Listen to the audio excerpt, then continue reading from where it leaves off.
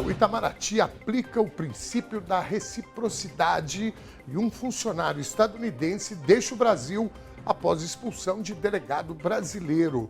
Política e economia, o presidente Lula passa por 2 cirurgias simples e não terá agenda de recuperação afetada. No Rio de Janeiro, Eduardo Paes e Benedita da Silva lideram a nova pesquisa eleitoral. E dinheiro na conta. O INSS começa a pagar hoje a primeira parcela do 13º para os aposentados. Na mira da Justiça, mensagens inéditas revelam que o ex-presidente do BRB sabia da liquidação do Banco Master 50 dias antes da decisão oficial. E o STF forma a maioria para manter Paulo Henrique Costa, o ex-presidente do BRB, preso. Em São Paulo, a Justiça condenou o Estado por torturas em um presídio de Presidente Prudente e afastou a PM, a soldada envolvida em uma morte na Zona Leste. Casos de polícia e resgates no Rio. Uma mulher é resgatada após dias de tortura e cativeiro nas mãos do próprio companheiro. E o final feliz do professor que reencontrou a família no interior paulista após 5 anos desaparecido. Clima e saúde. Massa de ar polar chega no domingo e pode trazer o dia mais frio do ano no sul do país. E os alertas do seu corpo para uma perigosa inflamação silenciosa. Polêmicas e esporte. Aliado de Trump faz ataques misóginos contra brasileiras na TV. O ator Juliano Casarré revolta famosos ao anunciar palestras sobre masculinidade. E o nosso giro de esporte com as vitórias de Palmeiras e Atlético Mineiro na Copa do Brasil, além da agenda completa para o fim de semana. Tudo isso e muito mais a partir de agora.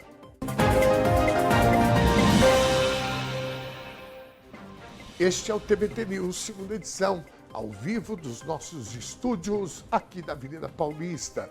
De segunda a sexta, das 4 às 6 da tarde, a TV dos Trabalhadores traz uma cobertura completa, sempre da perspectiva da classe trabalhadora, ou seja, o seu interesse. Aqui está o jornalismo que faz a diferença, com análise e entrevistas exclusivas. A TVT agora é nacional. Sintonize pela Parabólica Digital no canal 555, no 44.1 em São Paulo ou pelas nossas emissoras parceiras no ABC, Bahia e sul do país.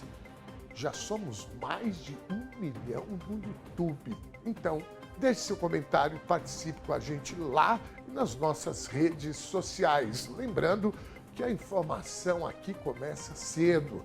Tem TBT News, primeira edição, às 10h30 da manhã, com Thalita Galli, Eduardo Castro e Laura Capriglione. E às 2 da tarde, você fica com Sem Censura, com a Cissa Guimarães. Fique ligado também nos nossos destaques.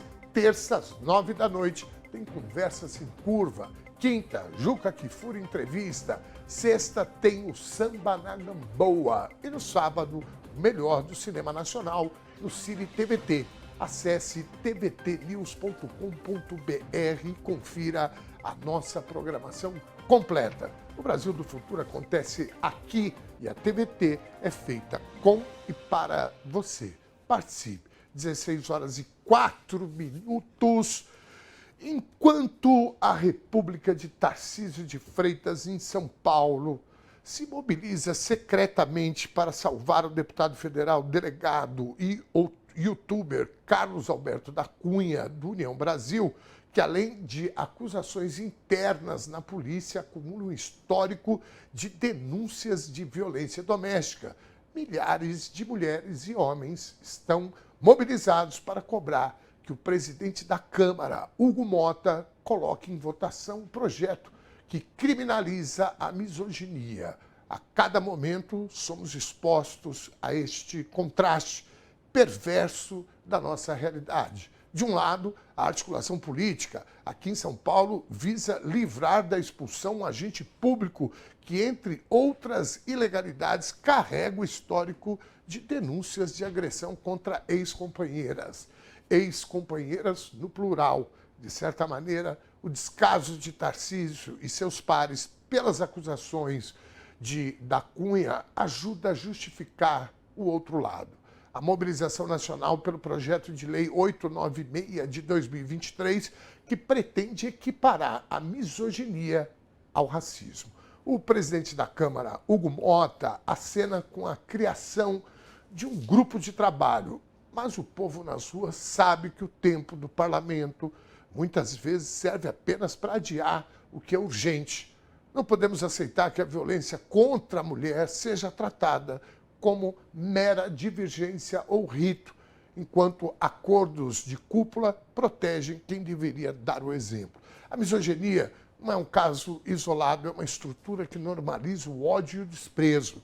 Criminalizá-la e equipará-la ao racismo é dar um passo decisivo para que a violência deixe de ser parte da rotina. O Brasil não pode mais ser o país que mantém agressores no poder enquanto tenta silenciar as vítimas. É hora de perguntar a quem serve o silêncio da Câmara e a proteção do governo de São Paulo. Sobre esse conflito entre os privilégios e a urgência da dignidade feminina, nós queremos a sua opinião. Qual é o maior obstáculo para a votação do projeto que criminaliza a misoginia na Câmara dos Deputados? Opção A, proteção de aliados políticos. O receio de que a lei alcance parlamentares e autoridades que possuem denúncias de violência doméstica, porque, infelizmente, está cheio, viu, gente? Opção B, machismo no parlamento. A resistência de uma bancada que normaliza o ódio contra as mulheres e trata o tema como secundário. Opção C, prioridades do governo. A preferência por manter acordos de bastidor e pautas econômicas ao invés de enfrentar a violência de gênero.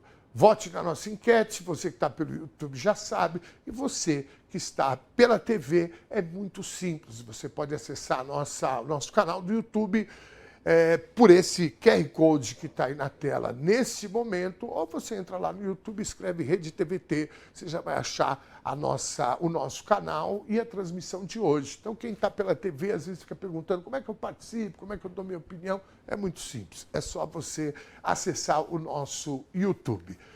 Com grande pesar, nós recebemos a notícia do falecimento do senhor Moisés Seleges, pai do presidente do Sindicato dos Metalúrgicos do ABC, aos 94 anos. Migrante fluminense, escolheu o ABC Paulista para construir o seu futuro e o de sua família, além dos calos nas mãos, frutos de uma vida dedicada ao trabalho na indústria. Seu Moisés compartilhou com todos ao seu redor um coração que sempre pulsou em direção à justiça social e ao reconhecimento da classe trabalhadora. Mais do que uma testemunha da história, foi um dos seus pavimentadores. Por 2 décadas, as linhas de montagem da Mercedes-Benz foram o palco do seu ofício. Mas foi nas fileiras da militância e do ativismo que ele foi reconhecido como um dos pilares para os seus pares, trabalhadoras e trabalhadores. Seria incompleto dizer que seu Moisés apenas viveu a história do sindicalismo brasileiro. Ele ajudou a sustentá-la com a dignidade e a paixão de quem sempre compreendeu que os direitos são fruto da unidade e da coragem coletivas. Para nós, da TVT, esse braço midiático da classe trabalhadora brasileira, a trajetória do senhor Moisés sempre servirá como um lembrete de que a luta operária e a nossa missão de comunicar só serão eficazes se embasadas no compromisso com a verdade e com a dignidade humana. Nossos profundos sentimentos à sua companheira de vida, Dona Raimunda, aos filhos Maria, Milton, Márcio e o Moisés, nosso querido presidente dos metalúrgicos do ABC, e a todos os familiares e amigos nesse momento de luto. Sua memória seguirá em todos que estiveram ao seu lado. Nossos profundos sentimentos. 16 horas e 10 minutos. O Itamaraty aplicou o princípio de reciprocidade e um funcionário do governo estadunidense deixou o Brasil nessa quarta-feira. A medida ocorreu após o governo de Donald Trump ordenar a expulsão de um delegado brasileiro que atuou no caso da prisão de Alexandre Ramagem. O agente Michael Myers trabalhava junto à Polícia Federal na troca de informações desde 2024. A iniciativa brasileira foi feita de forma verbal, seguindo o exato procedimento adotado pelas autoridades estadunidenses para evitar que apenas um lado se beneficie das regras diplomáticas. O diretor da PF, Andrei Rodrigues, confirmou que Myers teve as credenciais cassadas e retornou ao seu país antes mesmo da ordem oficial de saída do Ministério das Relações Exteriores. Um segundo agente estadunidense também teve o acesso suspenso nas dependências da PF, mas continua no país por enquanto e não teve a identidade revelada. Chumbo trocado. Né? Isso é tão básico na diplomacia, né? O problema é que a gente vive né, um momento da quadra histórica que é barra pesada, né? Tem muita gente que acha que não, né? Tem muita gente que anda com a bandeira dos Estados Unidos enrolada no pescoço, né? É um horror isso, gente.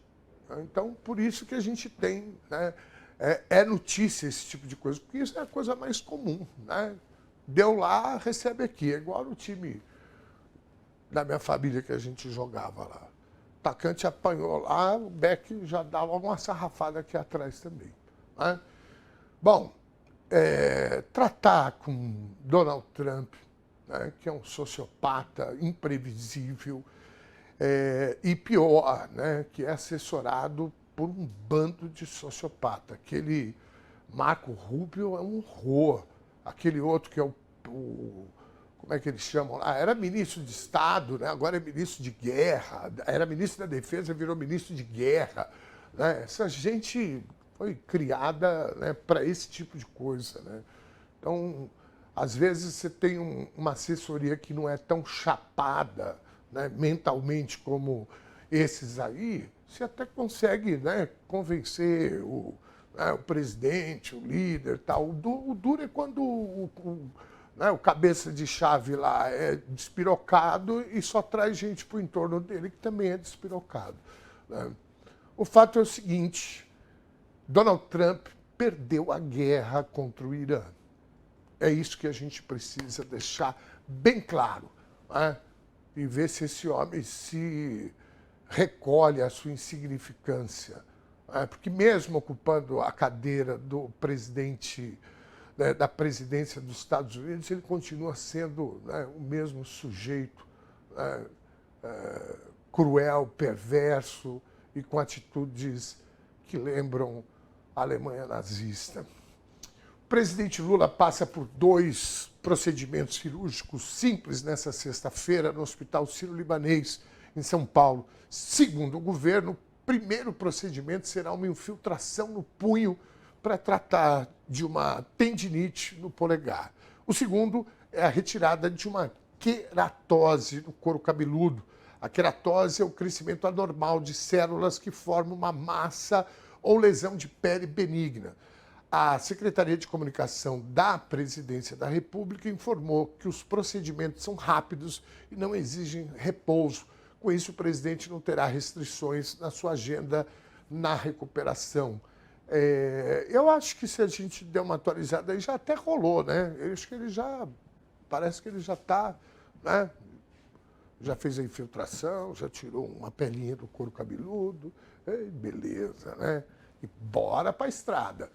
O Instituto Nacional de Meteorologia emitiu alertas de chuvas intensas para as regiões norte e sul do país nessa sexta-feira. No Rio Grande do Sul, os acumulados podem passar de 100 milímetros em 48 horas. Enquanto isso, o tempo segue firme e quente no sudeste e no centro-oeste. Mas o cenário deve mudar a partir de domingo com a chegada de uma massa de ar polar considerada a mais intensa do ano até agora. A frente fria vai avançar pelo sul do país e derrubar as temperaturas no início da próxima semana. A terça-feira pode ser o dia mais frio do ano em várias áreas gaúchas, com previsão de temperaturas próximas a 0 grau e chance de geada na Serra e no Planalto Catarinense. Olha, eu vou falar uma coisa para vocês. Eu estava comentando agora com meu camarada aqui sobre a estação que eu mais gosto é o outono, só que ela me traz um problema, e deve trazer para muita gente, que é os problemas respiratórios, né? Esse é um grande problema. Sinusite, deu outono, a sinusite já pula assim. Deixa eu pegar um pouquinho esse moço aí. E isso deve ter muita gente, né? Então, né, para o tempo seco, etc. Importante a gente se cuidar nesse momento aí, porque tomar a vacina da gripe, inclusive, né, ainda não liberou para a minha idade, mas né, para quem já tem 60, né, para mim falta pouquinho só, tá?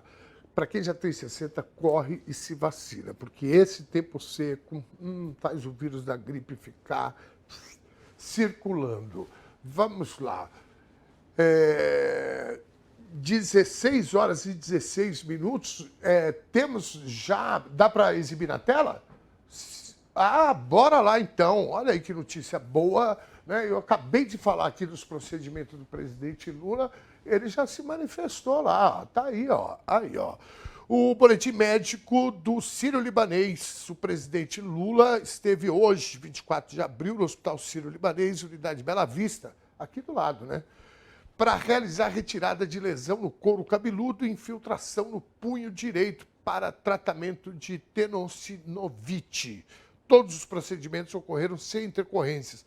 O presidente deve retornar às suas atividades habituais na próxima segunda-feira e manterá acompanhamento médico pelas equipes médicas lideradas pelo professor Dr. Roberto Calil Filho e pela doutora Ana Helena Germoglio. Né? É isso. Muito bem. Né? Tá aí a atualização feitinha na rede social do próprio presidente Lula. Vamos em frente. Mensagens inéditas revelam que o ex-presidente do Banco de Brasília, Paulo Henrique Costa, sabia do risco de liquidação do Banco Master 50 dias antes da decisão oficial do Banco Central. Em uma mensagem enviada ao então diretor jurídico da instituição em setembro, ele pediu a definição de estratégias para um possível cenário de liquidação. Naquela época, o BRB já havia adquirido as carteiras de crédito do Master e recebido a negativa do Banco Central para comprar a própria instituição financeira. O ex-presidente do BRB foi preso recentemente após a Polícia Federal apontar que ele receberia 146 milhões de reais em propina por meio de imóveis para atuar a favor do Banco Master. Eu tenho falado aqui sempre sobre esse caso. Né? Eu estou espantado a quantidade de dinheiro que roda para cá, roda para lá. Esse cento e lá vai fumaça milhões, ele estaria recebendo em imóveis, né, para ele fazer uma liberação que o Master ia pôr a mão em 12 bilhões de reais. Não é pouca coisa não, hein, gente? E ainda falando sobre o ex-presidente do BRB, o Paulo Henrique Costa, a segunda turma do Supremo Tribunal Federal formou maioria nesta sexta-feira para manter a sua prisão preventiva. O julgamento ocorre no plenário virtual, onde os ministros registram os votos sem debate presencial. Até o momento, os ministros André Mendonça e Luiz Fux e Cássio Nunes Marques votaram pela manutenção da prisão. O ministro Dias Toffoli se declarou suspeito e não participa da votação, restando apenas o voto de Gilmar Mendes. O prazo para o encerramento da análise no sistema online termina às 23 horas e 59 minutos de hoje. Bom, já podemos contar, né, que vai continuar preso esse moço aí. Né? O enviado especial para assuntos globais de Donald Trump, Paolo Zampolli, fez ataques misóginos contra mulheres brasileiras durante uma entrevista a uma emissora italiana. Zampolli afirmou que as brasileiras seriam programadas para causar confusão e chegou a usar termos ofensivos como raça maldita. O empresário ítalo-americano foi casado por cerca de 20 anos com a brasileira Amanda Húngaro, que o acusou de abuso sexual e violência doméstica antes de ser deportada dos Estados Unidos. Até o momento, a Casa Branca não comentou as declarações. Eu estou falando, né, gente? Esse mundão parece que tiraram uma coberta que tinha, assim, né, de uma turma, né, que está toda empoderada para sair falando, né, o que quiser. Bom, fala o que quer, ouve o que não quer, né, seu cornão manso.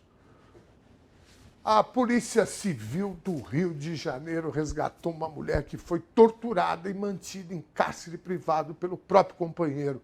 O crime aconteceu em Nova Iguaçu, na Baixada Fluminense, e o suspeito de 34 anos foi preso em flagrante nessa quinta-feira. De acordo com a investigação, a vítima era mantida sob o controle do agressor desde o dia 16 de abril. Ela foi atraída para casa após ele ligar dizendo que estava passando mal e precisava de ajuda. Ao chegar no local, a mulher passou a ser agredida com socos e chutes e teve a cabeça batida contra a parede enquanto o homem exigia confissão de uma suposta traição. A sequência de horrores ainda contou com o suspeito cortando o cabelo da vítima à força com uma tesoura e a humilhando, dizendo que ninguém se interessaria por ela com a cara quebrada e careca. As agressões aconteceram mesmo com o filho do casal, de apenas 2 anos de idade, chorando no local. Além disso, ela foi mordida e obrigada a mandar mensagens a colegas de trabalho sob ameaça. A libertação só foi possível quando o homem saiu de casa e a vítima conseguiu pedir ajuda a uma amiga que acionou uma policial militar. O agressor foi localizado por agentes da Delegacia de Atendimento à Mulher e vai responder por cárcere privado, tortura, lesão corporal e dano. A gente estava comentando aqui, né? A gente fica estarrecido, né, com esse tipo de coisa. E posso falar um negócio para vocês aqui? Isso a gente está dando aqui no jornal toda hora e etc., mas isso sempre aconteceu. O problema é que nós chegamos num limite, né, que a sociedade já não suporta mais esse tipo de coisa. Você vê, foi a vizinha que foi lá. Né? E quantas mulheres agora, nesse momento, estão sofrendo violência no nosso país e no mundo. Isso também não é uma exclusividade, infelizmente, não é uma exclusividade do Brasil, não. O problema é que aqui nós tivemos o empoderamento desse tipo de projeto de homem. Esse que vocês estão vendo aí, ó. Essa gente foi empoderada pelo Jair Messias Bolsonaro e a sua trupe. Ah, você que está assistindo pode falar, mas tudo é o Bolsonaro. Mas é lógico que é o Bolsonaro. As políticas de proteção à mulher, durante 4 anos, elas não só foram destruídas, como zombaram das mulheres. O próprio ex-presidente da República falava isso praticamente todos os dias. E praticamente todos os dias ele atacava uma mulher. Ou professor, ou jornalista, ou professora mesmo de universidade, enfermeiras, né, por conta da pandemia. É fato. Isso, gente, desculpa falar aqui, isso está no DNA do bolsonarista. Desculpa falar aqui, mas é fato. Olha o que fez o governador de São Paulo aqui com o orçamento para combater esse tipo de coisa. Ele cortou 95%, ele só não cortou 100% porque eu acho que não pode, tinha que deixar alguma coisa lá na dotação orçamentária. Sabe, é um horror. Então, assim, não tem como a gente não falar nisso. Ah, Ernesto, porque tudo é política. Sim, tudo, vamos partir do princípio que tudo é política. Né? Esse tipo de ação aí, ela acontece exatamente por falta de política. Sabe, é um horror. Vocês viram aí as fotos da mulher aí? Eu juro que eu gostaria de nem mostrar esse tipo de coisa. As pessoas precisam ver, as pessoas precisam ficar chocadas, né, para fazer igual a vizinha fez. Porque a minha geração foi criada, sabe como? Ó, briga de mulher não se mete a colher. Marido e mulher não se mete a colher. Vocês devem já ter ouvido isso. Ah, deixa, isso aí é o problema deles, eles têm que resolver. Né? Olha o que o cara estava fazendo com a mulher. E parece que ele saiu, né? Um horror com uma criança de 2 anos. E esse tipo de coisa aí que está acontecendo no Brasil e no mundo. Aliás, eu assisti os Macho Alfa, estou assistindo uma série que é meio engraçada, é comédia e tal, mas trata sobre essa questão aí da desconstrução desse homem universal que é esse tipo de boçal aí. E eles tem um episódio que eles vão participar de um treinamento, né, para você ser macho, para voltar a ser macho. É um horror isso está acontecendo. É o tal do Legendários aqui no Brasil, né? Sabe, é um horror. Falando nisso, vamos para a próxima notícia que vocês vão ver. Nas redes sociais, o ator Juliano Casarré causou polêmica e foi alvo de críticas de diversos famosos. Ele anunciou a criação de um projeto de palestras voltado ao público masculino, que promete discutir temas como masculinidade e o papel do homem na família. Colegas de profissão rapidamente rebateram a iniciativa. Atrizes como a Júlia Lembers, Marjorie Stiano e Cláudia Abreu classificaram o discurso como problemático e lembraram dos recordes de feminicídio no país. Elisa Lucinda e o ator Paulo Betti também deixaram comentários detonando a proposta. A gente estava falando sobre isso. Eu não vou falar para vocês que eu não sabia dessa notícia, porque eu faço a editoria do jornal e eu tinha visto isso já faz uns 2 dias. Eu falei, não, nós precisamos falar sobre esse moço aí. Né? E veio numa boa hora, sabe por quê? Eu vou explicar para vocês. Porque esse moço aí é bolsonarista. Aí você vai falar, mas aí você está perseguindo. Não, eu não estou perseguindo, eu estou exemplificando o raciocínio que eu usei na outra pauta agora há pouco. Esse aí é público que ele é bolsonarista. Ele se manifestou nas eleições a favor do Bolsonaro. Então, isso está dentro da cabeça dessa gente. Eles pensam, é isso, ele está fazendo um curso, né, oferecendo um curso para resgatar a masculinidade dos homens, que estão perdendo espaço para as mulheres. É isso que empodera aquele projeto de homem que eu mostrei agora, que estava torturando a mulher, e todos os agressores e feminicidas de mulheres, né, obviamente, se empoderam com esse tipo de questão. Então, sabe, antes de ficar, tudo é política, aquilo, não sei o quê, sim, tudo é política ou falta de política. Bom, vamos lá. Antes da gente... Não, vamos para o nosso intervalo. A gente volta já com participação da nossa audiência aqui no telão. Vai mandando tua mensagem que na volta do break nós vamos... Break não, né? No intervalo a gente vai começar a interagir com a nossa turma. Não sai daí não, que é pá e bola.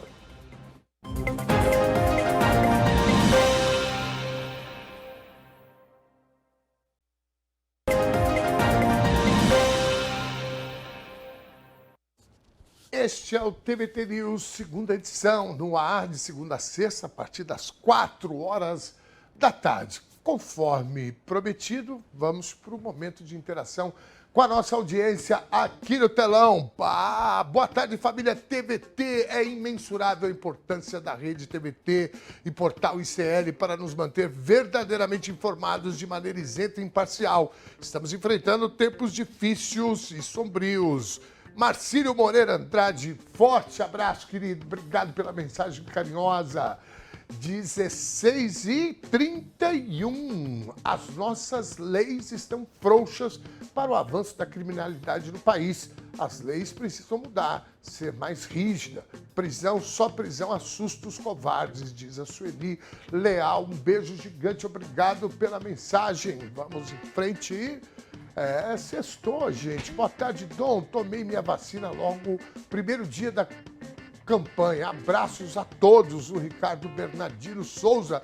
Ricardo, e eu que fui lá na UBS, aí a mulher falou, Quantos anos você tem? Eu falei, 58. Ah, não, você ainda tem que esperar um pouco. E eu esqueci que eu tomo medicação para pressão alta, né? Isso é comorbidade. Então eu poderia ter tomado a vacina. Enfim, mas estou aguardando aqui a minha vez. Obrigado, Ricardo, querido. Vamos todos tomar a vacina aí, viu, gente? Levar os idosos, pai, vô e etc. Mira Lima, querida, ainda não tomei a vacina da gripe esse ano, mas vou tomar com certeza. Tomo todos os anos. Muito bem, Mira, um beijo gigante para você. Obrigado por estar aqui com a gente. Sextou.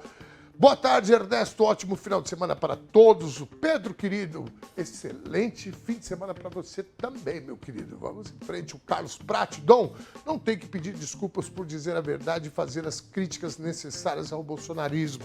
Se eles não gostarem, que se arrebentem, diz o Carlos Prati.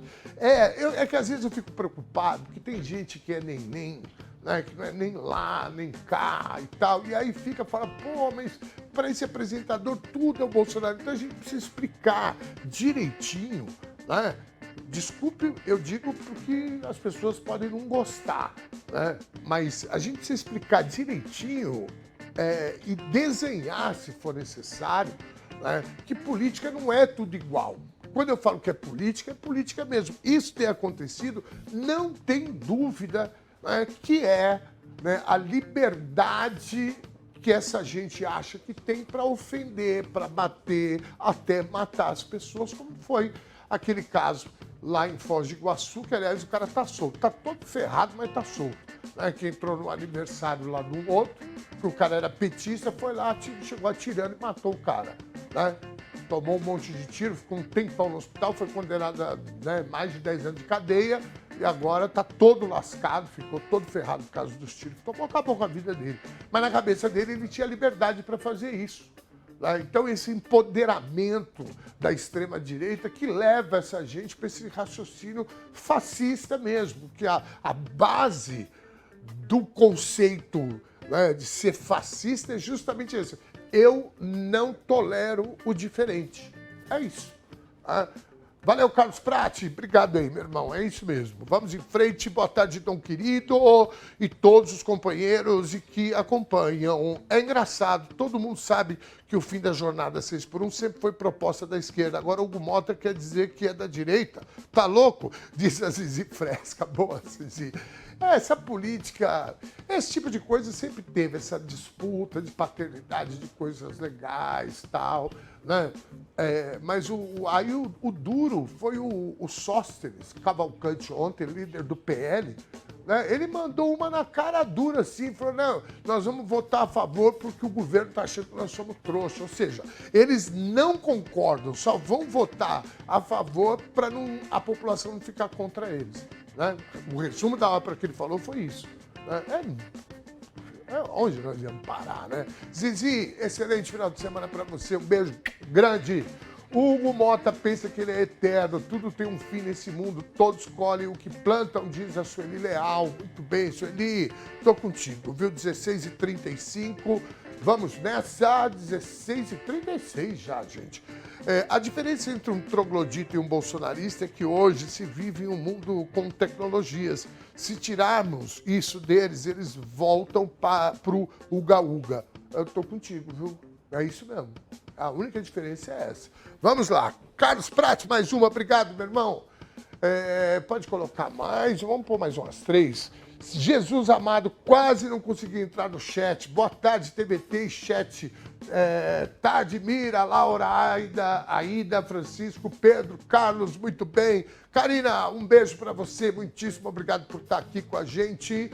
Vamos lá, queridão, convide a comunidade para o evento em memória das vítimas de acidentes de trabalho. Será lançado o livro Lula, volume 2, domingo 26, às 11 horas, na Praça Vladimir Herzog, atrás. Isso está na nossa agenda já, viu, Fábio? Obrigado pela dica. 16h37, vamos lá. O governador de São Paulo, gostei. Ao bater o martelinho na venda do trecho do Rodoanel, parecia dizer que iria destruir São Paulo. Tarcísio, miliciano, feminicídio, metanol, pedágio de Freitas. Boa, JMMKZL, acho que é isso, né? O ZI. Muito bem. É isso, né, gente? Eu tenho falado aqui que o que está me empolgando nessa pré-campanha, né, é que, de um lado, a gente tem o professor Fernando Haddad, que é, né, pré-candidato, e que é um cara com um acúmulo de gestão pública, acadêmico, né? Espero que ele faça uma campanha de encantamento do eleitor, que é isso que o Brasil está precisando nesse momento. Até esses meio quarta-feira que anda por aí falando bobagem, né? O cara tem acesso, né? Sei que tem muita gente que está... eu falo isso, gente que eu já desisti. Eu acho que essa gente não tem volta. Mas tem uma turma que vai se encantar, sim, com o plano de governo que o Haddad vai lançar aqui. Vocês não tenham dúvida disso. Eu praticamente tenho isso como certo. E do outro lado, cara, a gente tem uma questão muito ruim, né? Que é o fracasso do governador atual. É um horror. É um horror. Né? Eu, sinceramente, se alguém chegar para mim e falar assim, o Tarcísio fez isso, sabe o que ele quer fazer agora? Na esquina da São João com a Ipiranga, ele quer colocar umas placas para imitar uma esquina nos Estados Unidos, que é um Times Square, que na verdade, são painéis de LED, né, para o sujeito ficar olhando para cima. É uma marca que ele quer deixar como que eles conseguiram mexer no centro de São Paulo. O problema continua o mesmo. Eles implementaram uma política eugenista, né, de ir arrancando as pessoas, levando para outros lugares, etc. É isso que ele fez. Ele e esse prefeito aí também, o tal do Ricardo... como é que ele chama? Ricardo o quê? Como é que chama o prefeito? Nunes. Eu estou fazendo igual o outro fez aí hoje, que eu achei até engraçado, cara. O cara foi responder um vídeo que um outro sujeito tinha... Eu não vou falar nome aqui, porque é gente de esquerda, eu não gosto de ficar semeando o ódio. Mas aí o cara gravou um vídeo para reclamar, né? Aí ele fala, aquele cara lá, como é que ele chama mesmo, né? Aí o cara gravou um outro vídeo e falou, eu já fui em churrasco no sítio dele, cara, ele não sabe meu nome. Pra, desqualificar, né? Bom, o Ricardinho Nunes e o Tarcisinho de Freitas, né? Alguém deu aí um nome completo dele aí. Essa gente, de verdade, eu ainda quero viver uma São Paulo que não tenha esse tipo de político. Porque esses caras levaram a política lá para baixo. De verdade, tem gente que vai ficar brava comigo. Mas, eu tenho saudade do Mário Covas, até do Bruno Covas, o neto dele, né? Que foi prefeito, acabou falecendo com câncer. Até dele, que é mais contemporâneo, eu tenho saudade. Porque o Ricardo Nunes e o Tarcísio, né, são coisas... Da mesma forma, eu tenho saudade do Serra, daquele antigo Alckmin, né, do próprio Mário Covas, que foi governador de São Paulo. Eu, para falar bem a verdade, até o Paulo Maluf, que era a coisa mais triste que a gente tinha, fica, né, atrás desses caras aí. Não, de verdade. Vamos lá. Sueli Leal, beijo para você, querida. 16h41. Vamos mais um para a gente encerrar com o número par. Boa tarde, Dom. Esse Congresso é um horror, esse ator é um horror, Trump é um horror, Bolsonaro é um horror. Tá difícil, diz o Rodolfo. Tá difícil, mas a nossa vida nunca foi fácil. Vamos meter, né, o trabalho aí para cima dessa gente. Ano eleitoral. Amanhã tem manifestação no Brasil inteiro. Daqui a pouco nós vamos receber uma convidada para falar sobre isso, né? Aqui em São Paulo é no MASP, aqui na Paulista, às 14h, né? Uma luta para provar, né? Olha só, provar que a misoginia seja crime. Parece gozação, né? Você tem que fazer manifestação para provar que um crime seja crime. Eita, nós. Valeu, Rodolfo, querido. O Instituto Nacional do Seguro Social começa a pagar hoje a primeira parcela do 13º salário para aposentados e pensionistas. Os primeiros a receber são aqueles que ganham até um salário mínimo. Já a turma que recebe acima desse valor terá o depósito feito entre os dias 2 e 8 de maio. A medida vai beneficiar mais de 35 milhões de pessoas. Ao todo, somando as duas parcelas, o INSS vai injetar 78 bilhões de reais na economia. Meu amigo, vamos agitar essa economia aí. Agora não pode deixar esse povo também pegar o dinheiro e gastar tudo no Tigrinho, né, ô Eliseu? Ou em bingo. Ou os bingos. Porra. Não é? Não dá para, né, dar moleza, porque o que tem de brasileiro e brasileira, né, cheio de dívida porque entrou nesse negócio, eu vou ganhar um dinheirinho aqui, ficou ouvindo aquela moça lá, como é que chama? Agora tá tudo preso aí, o MC do Piso do Rodo, sei lá como é que chama ele, o outro lá, o MC Rian, como é que chama a bonitona lá, que Deolane, já foi um monte preso, saiu. Até a mãe, boa. Né? E a Virgínia, né? Que foi lá na CPI toda, né? Essa gente, eu vou falar, cara, às vezes eu tô já igual aquele personagem que o cara ele acha que tá todo mundo louco, na verdade ele fala, não, quem tá louco sou eu, né? Não é, porque isso virou a coisa mais natural do mundo, né? Outro dia eu conversando com a minha filha menor, ela falou, não, porque a Vivi é legal, pai. Eu falei, não faz isso com o papai. É isso. Vamos em frente. Você, aposentado pensionista, vai receber o teu 13º hoje, quem ganha até e pouco salário, né? Mas vocês vão ser os primeiros aí, vai recebendo. Juízo com esse dinheiro, pelo amor de Deus. Uma história emocionante de reencontro no interior paulista. Um professor universitário que estava desaparecido há mais de 5 anos voltou para sua família.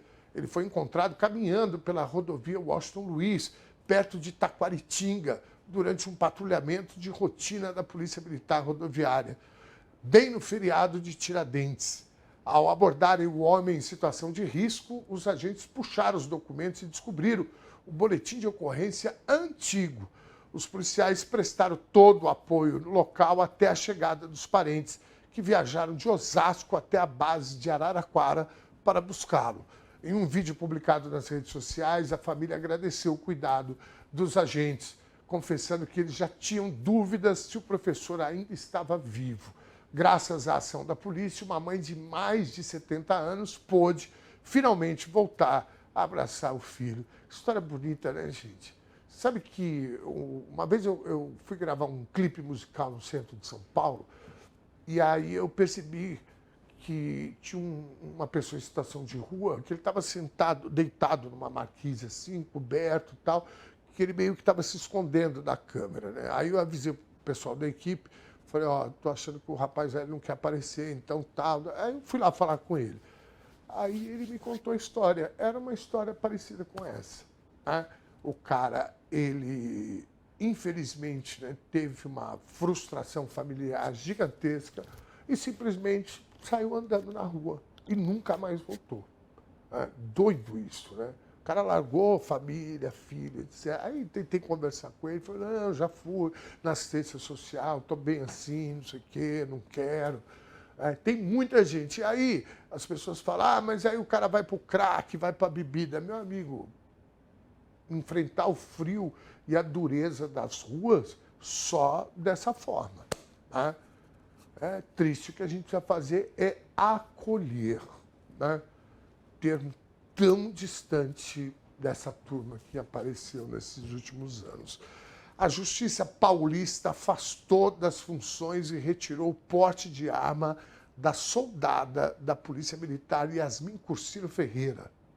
Envolvida na ocorrência que terminou com a morte da ajudante-geral Tauana Salmásio, na zona leste da capital, no início do mês. O juiz do caso afirmou que a ação extrapolou o uso legítimo da força e mostrou descontrole emocional e desproporcionalidade. A policial também deverá cumprir recolhimento domiciliar noturno e está proibida de manter contato com testemunhas e familiares da vítima. O marido de Tauana, que implora por justiça, afirma que a viatura foi jogada de propósito contra eles e que os policiais impediram o socorro após os disparos.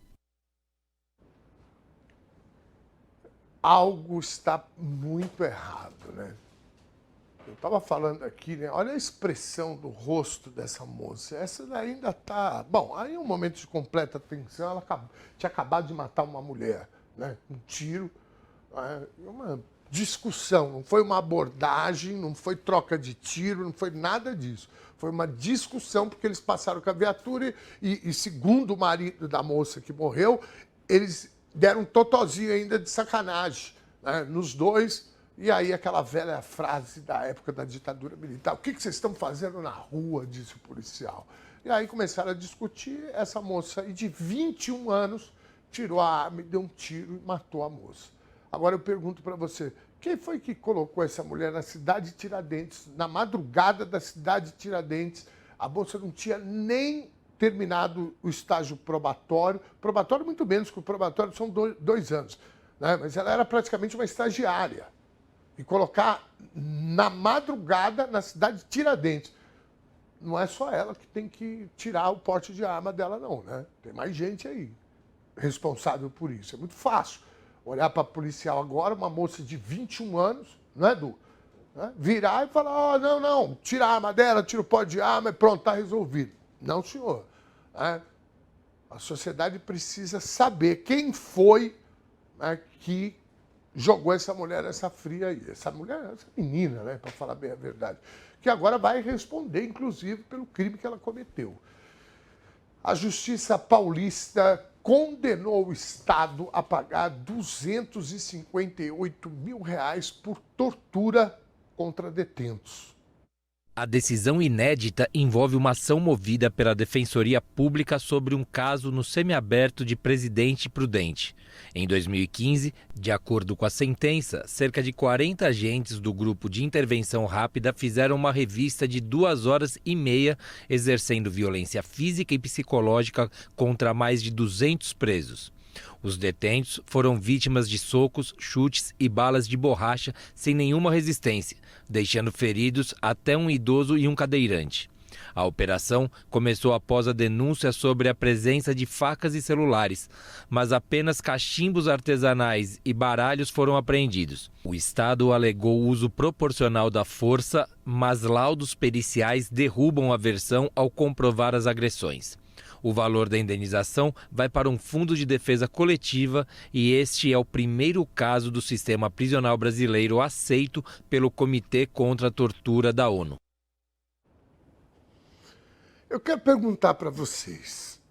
Vocês acham que o cara que está nessa condição aí preso, não importa o que ele fez, a lógica da condenação e a prisão dele é a obrigação do Estado ressocializar esse cara para incluir ele de novo na sociedade. Ele paga pelo crime dele, tá? E depois ele sai ressocializado. Isso quer dizer atendimento psicológico, né? Formação, reinserir o cara. Nós não temos pena de morte. Né? Sinceramente, você acha que quem vive numa condição dessa daí vai sair outra pessoa no sentido de melhor? O cara vai sair pior. Porque essa condição já é uma tortura. Essa condição que esses caras estão já é tortura. E aí, como é que você acha que o cara sai? Não, ele não devia ter cometido crime. Gente, nós precisamos resolver o problema do crime, que é outra coisa. O sistema carcerário é outra situação. Porque aí tem desde bandidões, tem bandidinho, né, que não tinha nenhuma experiência com o crime, tem avião do tráfico, que são aqueles moleque que tá ali para ganhar um troco para comprar um tênis. E sabe o que acontece com essa gente? Com esse sistema carcerário, viram soldados do PCC, do Comando Vermelho e esse monte de outras, né, facções que estão surgindo aí no Brasil inteiro. É isso que acontece. Então não adianta falar, não, põe o cara para sofrer, né? Ele não devia ter feito o que fez, por que ele não pensou antes? Isso não resolve. A não ser que quem pense assim fala, eu não quero resolver o problema. Mas se quiser resolver o problema, tem que atacar o sistema carcerário também. Não adianta só encher a Paulista de viatura da polícia. Temos a Paulista aí, ô Tião? Temos? Quer ver? Ó, vamos ver se tem alguma coisa lá na Paulista. Olha lá. Estão vendo ali, ó? Em cima da calçada, uma viatura da polícia. É que a nossa câmera ela é fixa aí. Mas cada esquina da Paulista tem uma viatura e policiais andando para lá e para cá. É necessário? É óbvio que é. Agora, isso, sabe o que é? Isso é um outdoor ambulante, que é o que o Tarcísio e o próprio Ricardo Nunes, na prefeitura, faz com a Guarda Civil Municipal. Que aí dá aquela sensação, né, de segurança. E é só sensação, porque aqui na Paulista, se você tiver com o celular marcando toca, como dizia na minha época, os caras levam embora. Mesmo com cheio de policial assim. Então, se quiser atacar o problema de fato, esse gargalo aí precisa urgentemente ser resolvido. O cara, ele entra para a cadeia, ele vira... Ele tem doutorado, ele tem treinamento. É isso que acontece. 16h53, acaba de chegar uma notícia do minuto.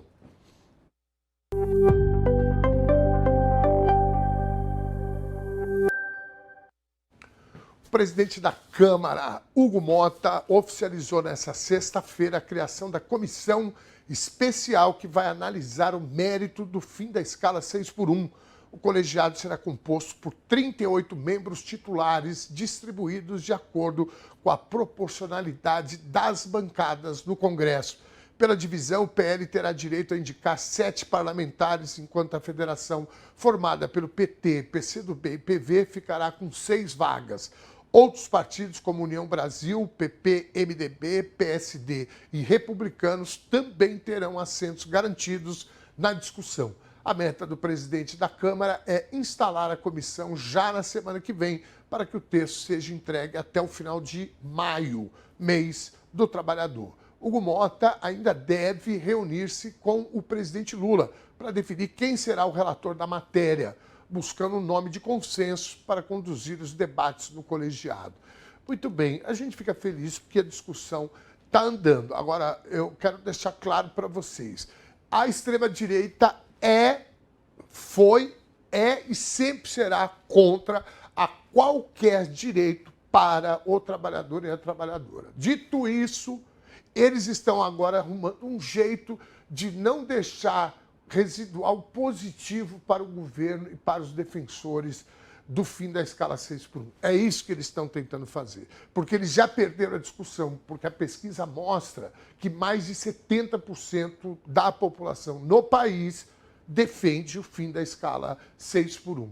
Então, essa gente vai fazer um carnaval agora, né? O presidente Lula deve indicar, por um acordo aí com o presidente da Câmara, o relator da proposta, né? E essa gente vai ficar, não, nós somos a favor, mas nós precisamos dar agora, eles já estão falando isso, inclusive, né? Nós precisamos dar agora isenção de impostos, né, para os empresários. Essa é a lógica deles.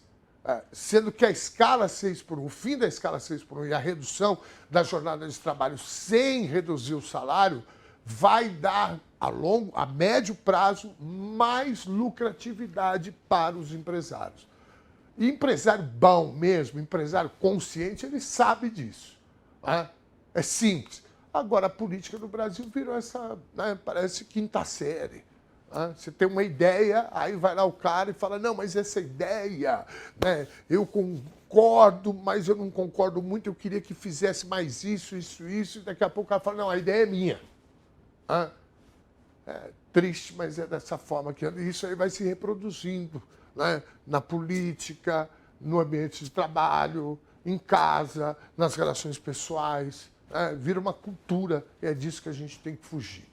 Nesse sábado, São Paulo recebe uma audiência pública sobre a chamada PEC da reparação, que propõe a criação de um fundo nacional para enfrentar desigualdades raciais históricas no Brasil. O encontro, organizado por movimentos negros e de direitos humanos, acontece na ocupação 9 de julho e busca ampliar o debate sobre medidas concretas de reparação.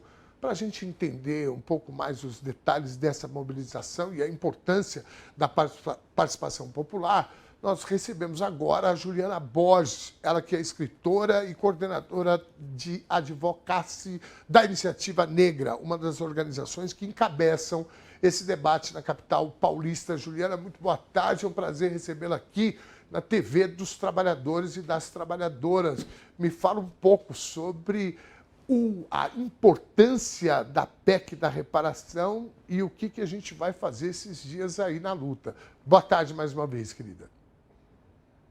Bom, boa tarde para você, é um prazer imenso estar aqui, podendo falar de um tema que eu entendo que é uma pauta positiva, né? E eu via que você falava também há poucos instantes sobre o debate do fim da escala 6x1, e eu acho que essa é uma pauta que também se relaciona com a pauta da reparação, né?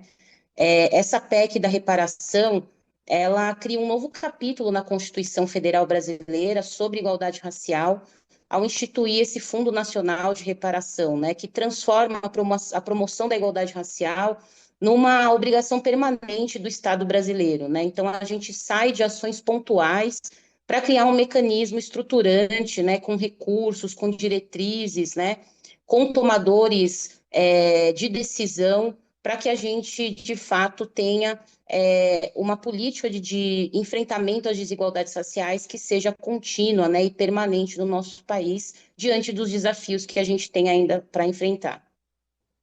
Muito bem, Juliana.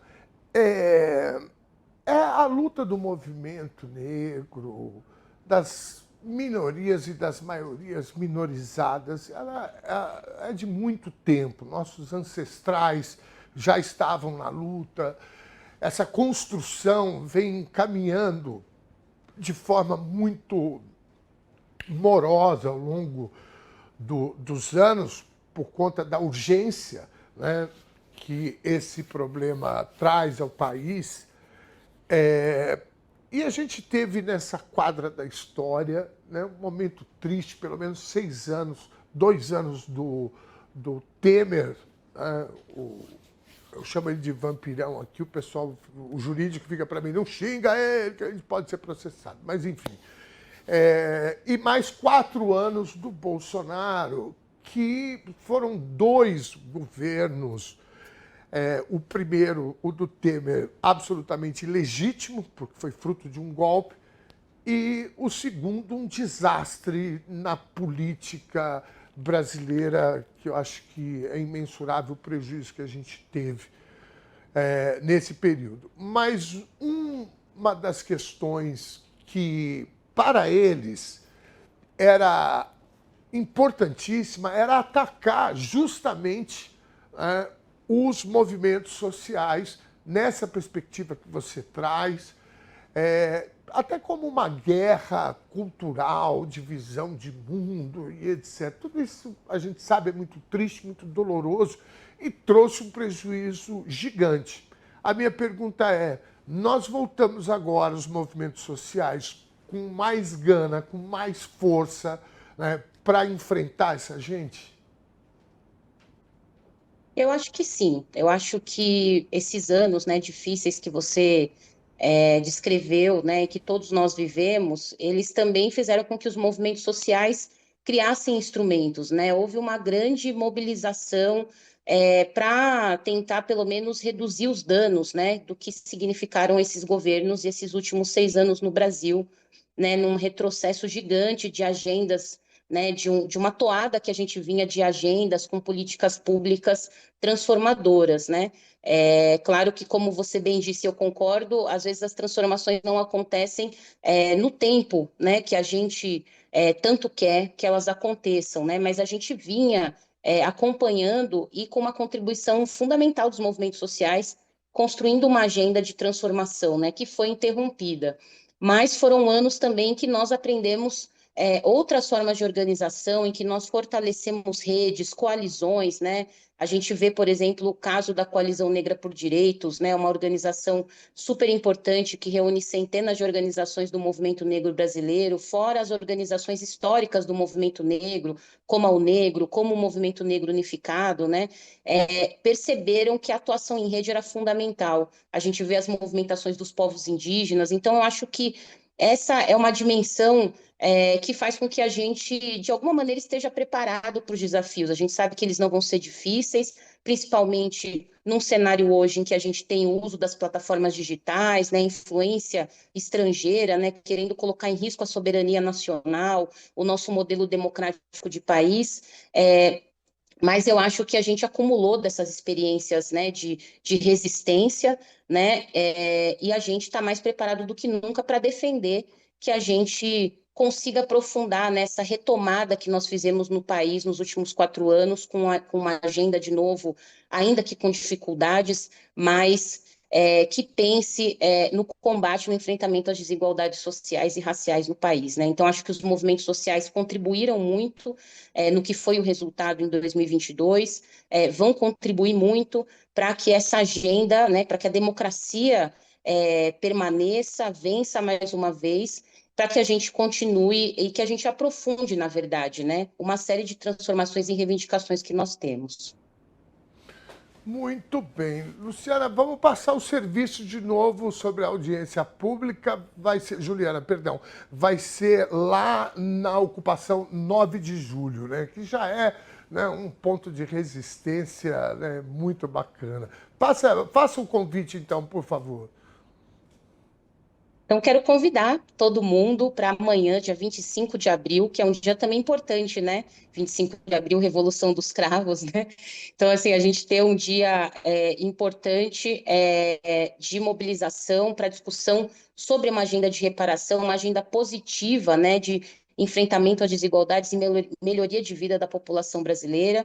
Esse evento vai acontecer na ocupação 9 de julho, que fica na Bela Vista, a partir das 9 da manhã. É aberto, gratuito, e a participação é mediante a inscrição, né, num link que está disponível nas redes sociais da Iniciativa Negra para uma Nova Política sobre Drogas e de uma série de movimentos como a O Negro e tantos outros que estão construindo essa agenda.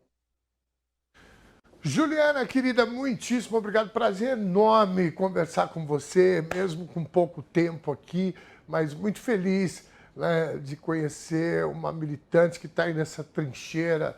O bom desse trabalho aqui, desse serviço aqui, é que a gente vai conhecendo gente que pensa como a gente e isso vai nos dando mais força, mais, né, musculatura para enfrentar os tempos difíceis que a gente vive. Eu concordo absolutamente com você e vamos fazer uma festa para depois a gente falar que foi bonita a festa, pá, como fizeram os portugueses há 74, né? 70. Eu morava em Portugal nesse momento aí. Querida, muitíssimo obrigado, viu? Obrigado, eu que agradeço mais uma vez. Nos falaremos em breve. Bom, é isso que eu disse, né? Você que está aí nos assistindo, né? Você do chat, né? É bacana que você vai conhecendo essas pessoas. Olha que legal, entrou um banner bacana. Vamos colocar aí, ó, audiência pública, PEC da reparação. Eu adoro isso, cara, essa sinal com a mão de muita luta, cara. 25 de abril, aniversário da Revolução dos Cravos, nós vamos falar dela daqui a pouco, né, Gustavo? Às 9 horas da manhã, lá na ocupação 9 de julho, Rua Álvaro de Carvalho 427. Todo mundo convidado. Aliás, né, tem dia de luta amanhã, às 2 aqui no MASP. Nós também vamos falar sobre isso daqui a pouquinho. Mas eu estava falando aqui da Juliana, né, porque é tão bacana você encontrar pessoas que têm acúmulo de luta, né, consciência, né, falando sobre o movimento negro, né, da importância desse ato, dessa ação. Né, a gente olhar para o lado e saber que tem muita gente boa na mesma trincheira com a gente. Daqui a pouquinho nós vamos interagir de novo aqui no telão com a nossa audiência, mas antes disso nós vamos para o nosso segundo intervalo da edição de hoje. Não sai daí não, a gente volta! Tchau!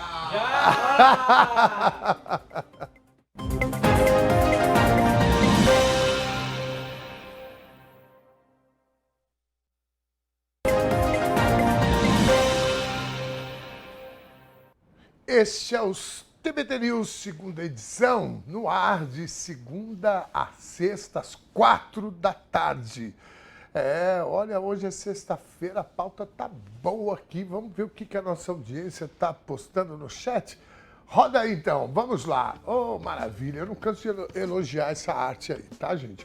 Fábia Medeiros, a política de embelezamento de São Paulo não valoriza a estética brasileira, sempre busca imitar a Grigolândia estadunidense, além de infringir a lei de cidade limpa. Muito bem, querida Fábia, é exatamente isso, né? Essa gente, olha, eu vou falar, como pelo menos o Bolsonaro, por mais patética que tenha sido aquela declaração que ele fez ao Trump, né? Depois eu vi ele dando uma entrevista também, que ele fala, não, eu amo esse cara, eu amo os Estados Unidos. Pelo menos ele é sincero, né? A gente acha patético, etc. Um Brasil como esse, lindo, né? Tem um Nordeste com praias maravilhosas, Rio de Janeiro, que tem a cidade maravilhosa, a gastronomia de Minas Gerais, o churrasco lá do Sul. Né? A gente tem coisas, belezas naturais imensas. Né? E o cara gostar dos Estados Unidos, tá tudo bem. Né? Não tem problema. Agora, peraí, você também querer, né, importar a cultura deles, aí já é demais. Né? Eu sugiro quem gosta dos Estados Unidos que vai morar nos Estados Unidos, se o Trump quiser também, né? Porque agora não é assim também, né? Mas é isso, né? Agora, o que não dá é para você querer, né, assassinar a nossa cultura que passa, né, pela música, pela literatura, né? As pessoas às vezes reclamam, né, você fica falando do sertanejo e tal. Eu falo, desculpa, isso daí não é sertanejo. Sertanejo é Tião Carreiro e Pardinho. Né? Sertanejo é isso, essa coisa que esse pessoal toca, e toca em tudo quanto é lugar, enche casas de shows. Isso é o country, inclusive a estética. É o country, musicalmente, é o country dos Estados Unidos. Não tem nada a ver com a nossa cultura do sertanejo aqui, raiz, que é o sertanejo. Aí surgiu o sertanejo raiz, né? E naturalizaram isso. Era melhor falar, não, o outro é country. E tudo bem, vocês querem ouvir country, nós vamos no cinema assistir filmes estadunidenses. Né? Tudo isso faz parte de uma estratégia de dominação cultural. E eu não vejo, de novo, eu não vejo problema. O cara ele pode ter a liberdade de querer fazer o que ele... Agora, como político, como presidente da nação, como senador, como deputado, aí não dá, né, meu amigo? E agora nós temos essa novidade, o governador e o prefeito de São Paulo que querem montar uma Times Square, né? Deve ficar bonito, né? Aquele monte de usuário de crack andando por ali, os caras roubando celular e o povo olhando para os telão, né, fazendo propaganda da Panasonic, do novo carro da Volkswagen, né, do iPhone. Né? Deve ficar interessante, né, Fábio? Um beijo, querida. É isso mesmo. Né? Além de infringir a lei da cidade limpa. Né? São Paulo perdeu a primeira chance de ter o PT no governo quando rejeitou Marta Suplicy. Agora é a vez do Haddad ficar em 2 mandatos. Eu estou torcendo muito para isso, sabia, querida? Porque de verdade, vai chegando notícia aqui, tá? Porque de verdade, nós precisamos de um bom tempo para ajustar essas coisas. E o Estado de São Paulo merece um governador como o progressista Fernando Haddad. Eu não tenho dúvida disso. Né? Para o bem, estou falando, não é nem questão partidária, eu não estou pedindo voto para o Haddad. Aliás, ele é pré-candidato. Eu estou dizendo que ele é um cara que vem da academia, né? Um cara que tem preparo, já foi prefeito, ministro da Educação, ministro da Fazenda, prefeito da capital aqui de São Paulo. Né? Não nasceu ontem, não é que nem o outro que está aí, não, o Tarcísio. O que tem o Tarcísio? O Tarcísio tinha um cargo burocrático ali, aqui, foi eleito na esteira do bolsonarismo. O Haddad, ele é um sujeito que pode trazer grandes soluções, porque dinheiro aqui no estado de São Paulo tem. Tem e tem muito. Então, vamos ver o que vai dar. Karina, um beijo gigante para você, minha querida. Pedro, a população de São Paulo tem que abrir os olhos para esses que estão destruindo a maior capital do país. E a coisa está feia, cara. A gente pega o exemplo da violência, inclusive a violência policial aqui em São Paulo está um horror. Né? A violência policial, a violência de roubos de celulares e aliança. Agora o cara para 2 motos com 4 bandidos, todo mundo armado para roubar uma aliança. Aí vai dizer para mim que é difícil isso? Eu vou rapidamente. Em Diadema, o prefeito na época lá fez uma parceria com a Polícia Militar, a Guarda Civil, e estava tendo muito roubo com moto. Começou a fazer blitz direto, índice de criminalidade foi lá embaixo. Precisa ter vontade política. Tá? É simplesmente isso. Vamos lá. Abraço, querido Pedro. A população de São Paulo tem que abrir os olhos. É isso aí. Dom, sobre o casarré, geralmente quando figuras públicas defendem papéis de gênero muito rígidos ou uma postura inabalável, isso costuma ressoar em homens que se sentem perdidos e inseguros, diz o Marcílio Moreira Andrade. Marcílio, eu concordo muito com você, sabe? Mas eu mesmo assim eu continuo sem compreender, né, como é que um cara que é um ator, eu estou falando isso de ator, porque ó, quando você pega, por exemplo, um cara que vai trabalhar na polícia militar, né, lá tem uma estrutura de hierarquia militarizada, né, que o cara nessa profissão ele já fica meio, né, vendido para esse outro lado. Ele acredita que o mundo é esse mesmo. Né? Agora, um cara que vai trabalhar na arte, né, que a arte ela é progressista, o papel dela é conscientizar as pessoas. Aliás, ele já fez teatro também, e o teatro, assim como o cinema, mas o teatro em todos os momentos críticos da civilização, o teatro teve uma importância gigantesca. O cinema também. É que o cinema, né, os Estados Unidos acabaram capturando, né, essa arte, a indústria de Hollywood tomou conta do mundo, com exceção de alguns lugares. Cuba, Coreia, China. Né? Aqui você vê aí o povo, né, completamente influenciado pela cultura não norte-americana, porque norte-americano inclui o Canadá, mas dos Estados Unidos, né, com uma influência que dá até medo. Né? E, então eu, de fato, não consigo compreender isso. Né? Um cara que está ali... eu esqueci o nome agora do cara que foi secretário nacional de cultura, ou número 2 do governo Bolsonaro. Lembra daquele cara que ele preparou o gabinete dele como se fosse a sala, né, de um dirigente nazista, imitando, inclusive, né, a decoração e tal, e aí descobriram tal, mandaram ele embora. Esse cara é um ator, e era um ator, inclusive, progressista. E aí ninguém entendeu em que momento da vida dele que o Mário Frias todo mundo conhece, o Mário Frias sempre foi esse moleque bobão aí, né? Sempre foi. Agora, o Roberto Alvim, né? Cantou aqui. É isso. Mas é ele mesmo, é o Alvim. Só não sei se o primeiro nome é Roberto, mas é esse cara. Então, assim, ninguém entendeu. Falou, gente, o que aconteceu? De repente o cara aparece completamente despirocado, né? E aí agora o Casarré, ele se mostrou, já se revelou na campanha. Porque em 2018, meus caros, eu tenho facilidade para compreender pessoas que se enganaram pelo Bolsonaro. O Bolsonaro chegou como outsider, né? Bandido bom é bandido morto, eu não vou fazer acordo com o Centrão, não vou fazer acordo com não sei quem, e etc. Comigo vai ser assim. Teve muita gente que falou, opa, né? Esse cara ele é fora do sistema. Então eu até consigo compreender. Né? Agora, 2022, não, gente. O que esse cara fez em 4 anos, publicamente, não sou eu que estou falando, é ele que subiu no caminhão aqui na Paulista e falou. Essa proposta dele de golpe de Estado, isso é antigo. O que ele fez na pandemia, debochando das pessoas que estavam morrendo, não sou eu que estou contando essa história. Essa história, né, tá aí, foi público. E aí o cara ainda votar no cara, ainda fazer campanha para ele? Não, aí não dá. Né? Aí eu vou falar que é igual o Neymar.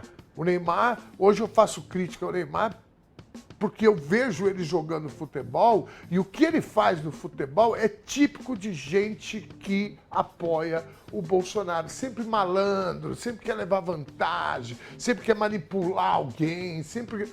É isso. O que o Neymar tem feito, infelizmente, é isso.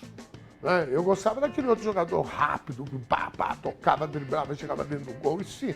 Hoje em dia, ele quer viver dessa malandragem, ainda quer mandar o povo calar a boca, o torcedor paga o ingresso, vai lá protestar, ele quer mandar o cara calar a boca. Isso lembra quem? E esse Zé Ruela aí tá levando um pau danado das atrizes e etc. Vamos em frente. O que tá acontecendo aqui? Não, é a... Como é que chama essa mulher aqui? A Siri. Fofoqueira que dói. Boa tarde, Dom. Estou na Zona Leste. Qual seria o conselho que esse ator bolsonarista da Globo falaria para quem fosse fazer o exame da próstata? Eu tenho a impressão que ele vai fazer. Não faça o exame da próstata. Isso é uma dominação das feministas que querem... O horário não permite eu falar o que eu queria falar mesmo. Belchival, muitíssimo obrigado, meu querido. Vamos em frente. Salve, equipe da TVT e Dom Ernesto, meu caro. Quando achei que nosso futuro atual seria de sabedoria, me deparo com um retrocesso social imenso, diz o Ednelson Almeida. Eu nunca imaginei que a gente ia parar onde a gente parou, de verdade. Desde a campanha das diretas, o Brasil estava num rumo civilizatório impressionante, inclusive. Impressionante. E aí, de repente, bate um vento, vira uma doideira. Eu não estou gostando desse plano, não. Olha a quantidade de careca que está aqui no fundo. Aqui, meu. Não dá, não. Vamos lá. Daqui a pouco a gente volta. Vamos para o nosso giro de esportes de hoje, que traz os detalhes da quinta fase da Copa do Brasil. No Allianz Parque, o Palmeiras venceu o Jacuipense por 3-0, com 2 gols de pênalti do paraguaio Ramon Sosa e um de Felipe Anderson. Eu quero falar só uma coisa, tá? Eu acho que os palmeirenses aí já foram embora, que trabalham aqui, né? Já foram embora. O primeiro pênalti não foi falta, não foi pênalti. O cara deu um biquinho na bola, ele pegou a bola primeiro, inclusive. Não foi. E aí o cara fala, mas aí depois, meu amigo, você pega um time pequeno que vem trancadinho para jogar o jogo, e aí o juiz arruma um gol, aí danou tudo. Aí empurrou, o juiz deu um empurrãozinho, claro que deu um empurrãozinho. É assim que funciona. Depois o técnico Abel quer falar do Flamengo. Você viu os lances do Flamengo, Arthur? Eu também não vi, não, mas eu duvido que o Flamengo teve a ajuda do juiz. É impossível isso. Vamos lá. Não, fofoca. A preocupação da noite ficou por conta do atacante Vitor Roque, que saiu do campo lesionado no tornozelo ainda no primeiro tempo. Em Belo Horizonte, o Atlético Mineiro bateu o Ceará por 2-1 na Arena MRV. A Cassierra e Renan Lodge marcaram para o Galo, enquanto o Wendel Silva descontou para o Vozão em belo chute de longe. Tá engraçado hoje, o nome dos jogadores tudo um é peruano, outro é paraguaio, outro é argentino, outro é espanhol, outro é não sei o quê. O que fizeram com o futebol brasileiro, né? Já em outros 2 confrontos da rodada, nenhuma rede balançou. Operário e Fluminense ficaram no 0-0 no estádio Germano Kruger, no Paraná. Esse também foi o placar do empate sem gols entre Atlético Paranaense e Atlético Goianiense, na Arena da Baixada, em Curitiba. E prepare a torcida, porque a agenda desse fim de semana está recheada.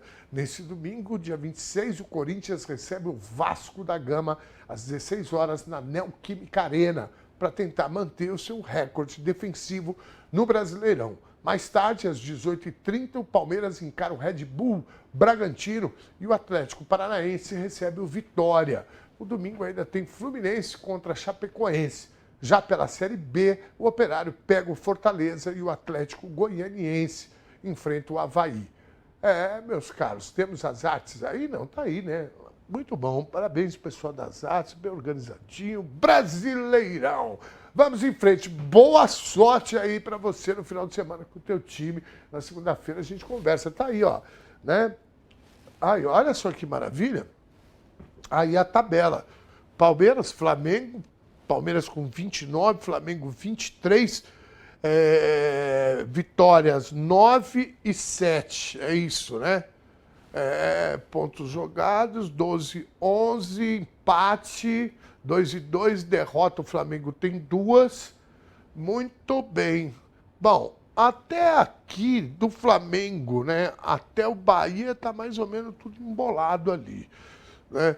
Temos a outra ponta da tabela, porque eu quero ver o Corinthians. Onde está o Corinthians aqui, hein? Oh, meu Deus do céu, está em 17º, Arthurzinho? Hã? Ah, o Eliseu. O Eliseu tá... Ei. E o Santos? Onde está o Santos, gente? Alguém sabe, não? Tá um pouquinho... O Santos está na frente do Corinthians? Oh, meu Deus do céu, cara. Vamos lá, viu? Muito obrigado. Vamos torcer. Tem time aí que, né, precisa torcer, benzer, brigar, carregar, empurrar. Não tá fácil, não. Até dezembro. Os corintianos estão falando para mim aqui que é até dezembro, né? Tudo bem. Vamos lá. Vamos falar sobre eleições 2026?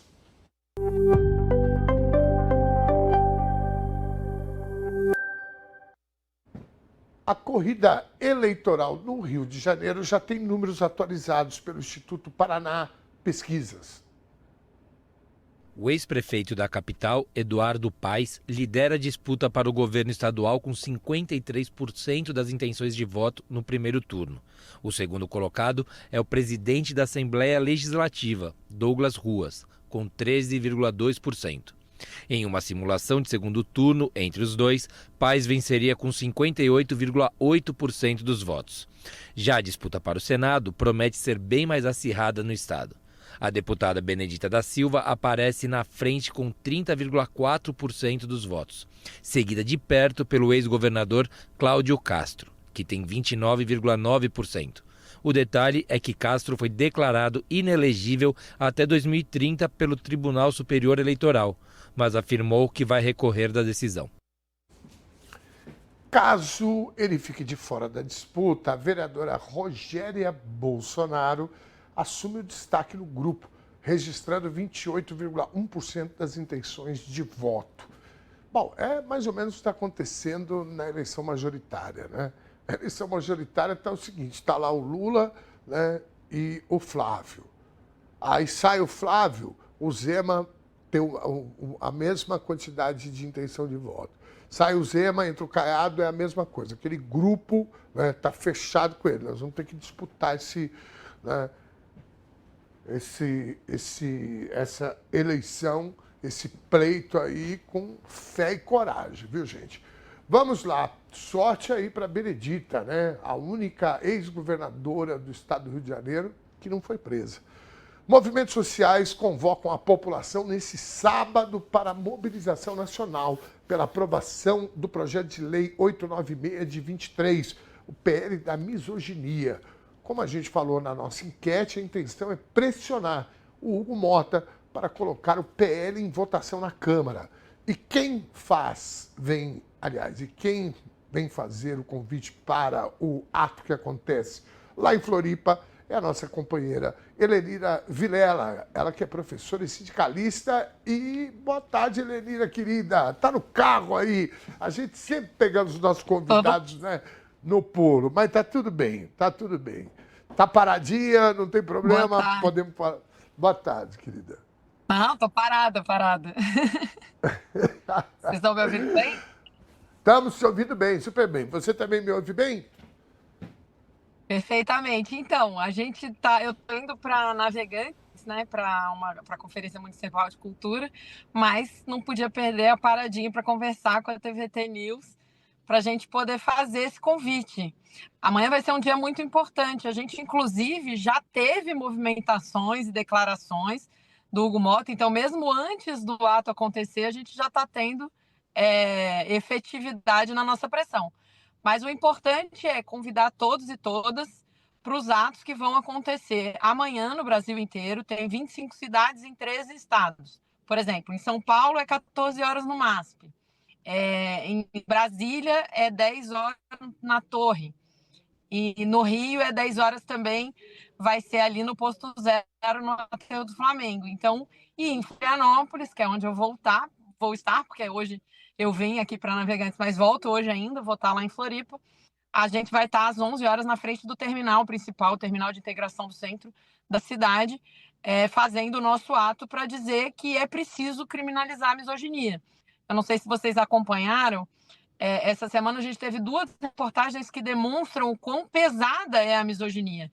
Uma reportagem da CNN dos Estados Unidos que mostrou que há um movimento organizado para tirar o direito de voto das mulheres, para revogar o artigo 19 da Constituição, que o povo chama de emenda 19, né? Mas na verdade é o artigo 19 da Constituição dos Estados Unidos. E também a gente teve uma divulgação, que teve uma reportagem também.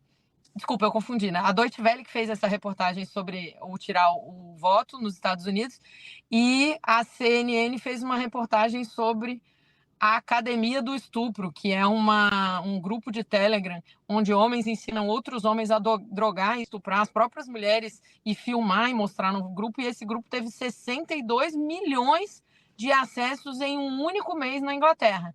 E como a misoginia não está criminalizada na Inglaterra, eles não puderam derrubar esse grupo.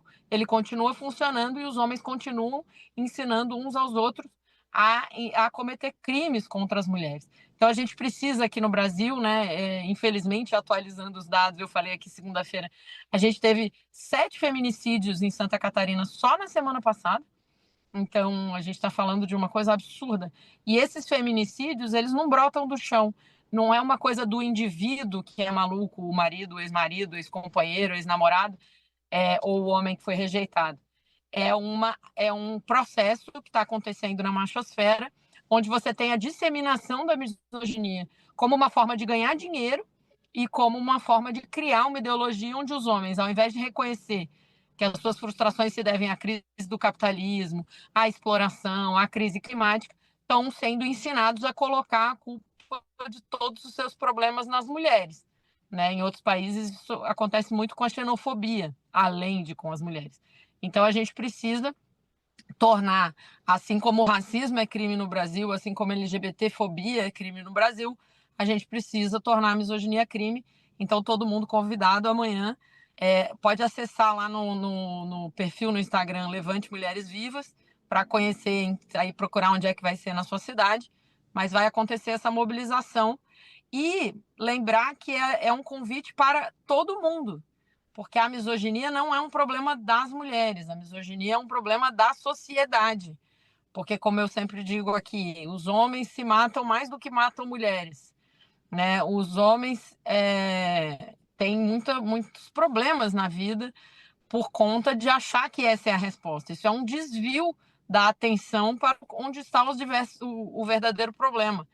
E, claro, cria uma sociedade de incivilidade, onde a gente tem crianças que ficam órfãs, né? Uma sociedade toda baseada na violência que a gente precisa mudar.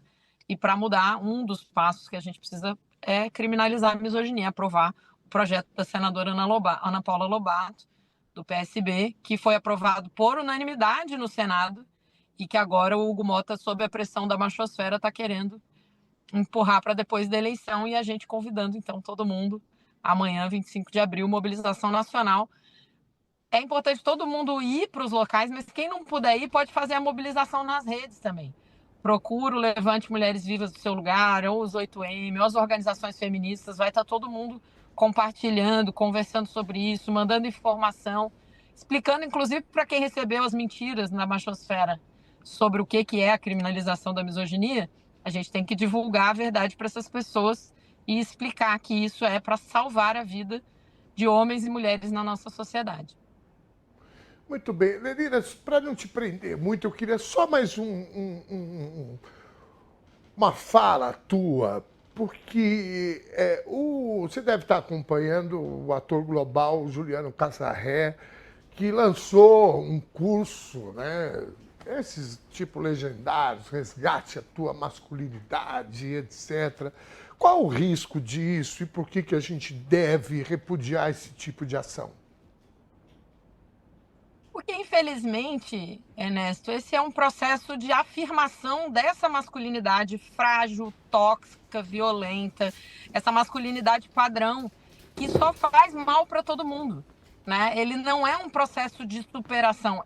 Na verdade, nós mulheres, a gente vem se organizando em encontros para poder superar as condições que a sociedade nos impõe. E esse tipo de organização, como os legendários, esse encontro que ele está propondo, é um encontro para reafirmar. Só que eu repito, essa afirmação dessa masculinidade, ela é prejudicial ao mundo, porque ela é violenta, ela estimula as guerras, ela estimula os assassinatos, os homicídios, os estupros, uma desorganização da sociedade, né? Porque ela passa a estar organizada a partir da violência, ela desvia para esses homens os verdadeiros problemas da sociedade, que são associados ao capitalismo, à crise climática, aos problemas da produção, da distribuição da riqueza. Então, eles não vão enxergar a realidade, eles vão ser ensinados a enxergar uma mentira, e essa mentira é: todos os problemas da minha vida eu vou atribuir a uma mulher. Ou a minha mãe, ou a mulher que me rejeitou, ou a minha filha, ou a mulher que vive comigo e não me obedece, e vou direcionar a minha violência, que vai continuar sendo estimulada, para essa mulher, ao invés de organizar a sociedade para superar esses problemas. Então, é desejável. Existe, por exemplo, um perfil chamado Papo de Homem, tem um filme, um documentário que se chama O Silêncio dos Homens, que então é desejável que os homens se organizem, mas não para reafirmar a masculinidade que traz o sofrimento, que não permite que eles tenham ferramentas emocionais para lidar com as frustrações, para entender as suas próprias emoções, para nomear essas emoções e aí ter ferramentas e instrumentos para lidar com elas. Eles estão fazendo o contrário. Eles estão reafirmando uma situação em que homem não tem sentimento, em que homem tem que rejeitar tudo que é feminino, e o que eles associam ao feminino é ser emocional, poder expressar as próprias emoções, saber cuidar do outro. Isso significa que esses homens não saberão e não vão aprender a se cuidar entre si, cuidar um dos outros e acolher as próprias frustrações. O que eles vão aprender é a esconder os próprios sentimentos, a padronizar a forma como eles reproduzem e compreendem as ações das mulheres e rejeitá-las ou direcionar para nós, mulheres, o ódio por culpar-nos por problemas que não fomos nós que criamos. Foi o próprio patriarcado que criou, ou é o capitalismo, ou é uma combinação dessas coisas. Então, a gente precisa, sim, que os homens se organizem, que façam encontros dos homens, mas para reconhecer onde está a fragilidade da masculinidade padrão e para aprender o cuidado, a lidar com as próprias emoções, a linguagem e conseguir se expressar, que não seja somente na forma da violência e do risco, que isso é o que a masculinidade padrão faz. Então, esse encontro deve ser repudiado, porque ele, ao invés de ser um remédio, ele é uma dose mais forte para o próprio problema. Então, ao invés de resolver algum problema, ele vai aprofundar esse problema, disseminar esse problema.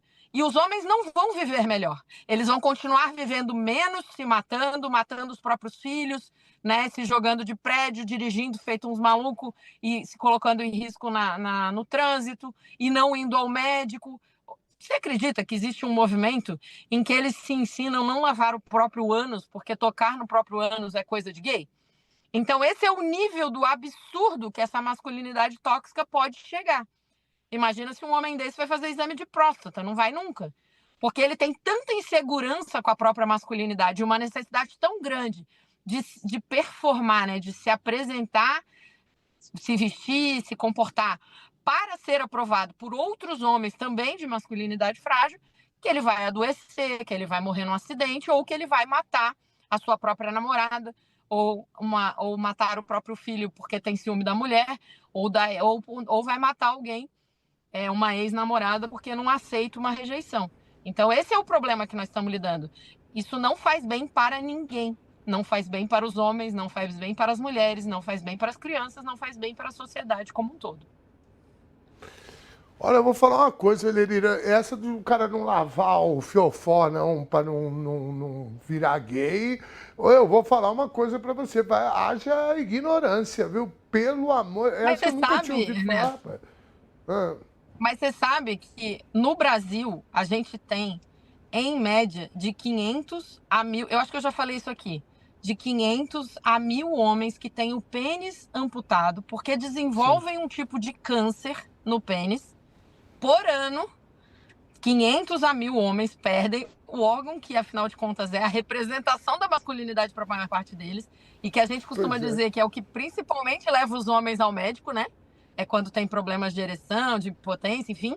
Mesmo assim, de 500 a 1.000 homens têm o pênis amputado por ano por falta de lavar, porque o câncer que é gerado, que se desenvolve, ele se desenvolve por falta de higiene. E não é uma. E assim, demonstra também que além da falta de higiene crônica, porque não é um dia que esqueceu e não lavou, dormiu bêbado. Pois é. Não, você precisa não lavar por anos. Além disso, você começa a ter os sintomas e ainda não vai ao médico. E normalmente vai ao médico só quando a situação está tão drástica que tem que ter o membro amputado. Então imagina a gravidade disso. E aí alguém quer fazer um curso para defender a masculinidade que baseia esse comportamento de desenvolver uma incapacidade de autocuidado absoluta neste nível, né? É completamente assustador. Bom, isso traz um dado também importante, que esses de 500 a 1.000 homens aí não estão transando, né? Porque se estivesse transando, teria que lavar, não é possível, né? Bom, ai meu Deus do céu. Vamos Eles colocar contaminam mulheres. Aqui. Pois a falta de higiene dos homens frequentemente traz doenças para as mulheres que se relacionam com eles. E muitas estão rejeitando eles. E aí eles vão para um grupo de incels dizer que estão sendo rejeitados porque as mulheres são malvadas. Vai lavar o pipi, pô. Coloca aí, por favor, a tela aqui. Eu tô cada vez mais igual espetacularizando as coisas. Mas o que eu vou fazer, gente? Ó, tá aí, ó. Levante Mulheres Viva convida para a mobilização nacional Brasil Sem Misoginia, o PL 896 de 2023. Eu vou passar rapidinho aqui. São Paulo, amanhã, obviamente, São Paulo, 14 horas no MASP, Avenida Paulista. Rio de Janeiro, 10 da manhã no Aterro do Flamengo. Brasília, 10 da manhã na Torre de TV. Fortaleza, Ceará. Cadê Fortaleza, Ceará? 15 horas na Praça Portugal. Curitiba, Paraná, 9 da manhã na Praça 19 de Dezembro. Florianópolis, 11 horas, lá na Avenida Paulo Fontes, no Thyssen. É isso, né? Tá aí a querida Elenira para confirmar. Que é o terminal de integração. Thyssen. Muito bem. E Porto Alegre, lá no Rio Grande do Sul, 9h30 na Redenção. Tá aí, amanhã é dia de luta. Tá aí, ó, Brasil Sem Misoginia. Eu estarei amanhã, aliás, amanhã também é o aniversário da Revolução dos Cravos, né? E eu estarei aqui na Avenida Paulista às 14 horas e convido todos e todas, como disse muito bem a Elenira, isso não é um problema das mulheres, esse é um problema do conjunto da sociedade, sobretudo acho que é um problema mais dos homens do que das mulheres. Beijo grande, boa viagem, obrigado por atender a gente, querida Elenira. Beijão, eu que bom agradeço. Final de semana. Amanhã estarei lá no Thyssen, um abraço. Outro. O professor Sandro dos Santos Pereira, que ganhou visibilidade nacional ao atuar como intérprete de Libras na posse de Jair Bolsonaro em 2019, é acusado de abuso sexual por dezenas de alunos surdos da rede municipal de São Paulo. Não é possível, né, gente? Uma série de denúncias vieram à tona a partir do relato de uma mãe. Segundo Sibeli Bussi, o filho dela teria sido vítima desde os 12 anos, com episódios que incluíam o abuso dentro da escola e a aproximação fora do ambiente escolar. O caso só foi compreendido pelo adolescente anos depois, ao assistir a uma palestra sobre abuso. Após a denúncia pública, outras possíveis vítimas relataram situações semelhantes, indicando um padrão de comportamento. Entre elas, a professora Charlotte Elvira Carvalho, que afirma ter sido assediada quando tinha 15 anos. A Secretaria Municipal de Educação informou que abriu investigação interna, afastou o profissional da rede e acompanha o caso junto às autoridades policiais. É aquele cidadão ali que está trabalhando ali, fazendo sinais, né? Gente do céu, não é possível, cara. Mas não tem uma coisa que ande junto com esse trem aí que preste. Oh, meu Deus do céu. E o detalhe, vocês viram aí uma das vítimas só entendeu que tinha sofrido assédio assistindo a uma aula quando se falou sobre isso.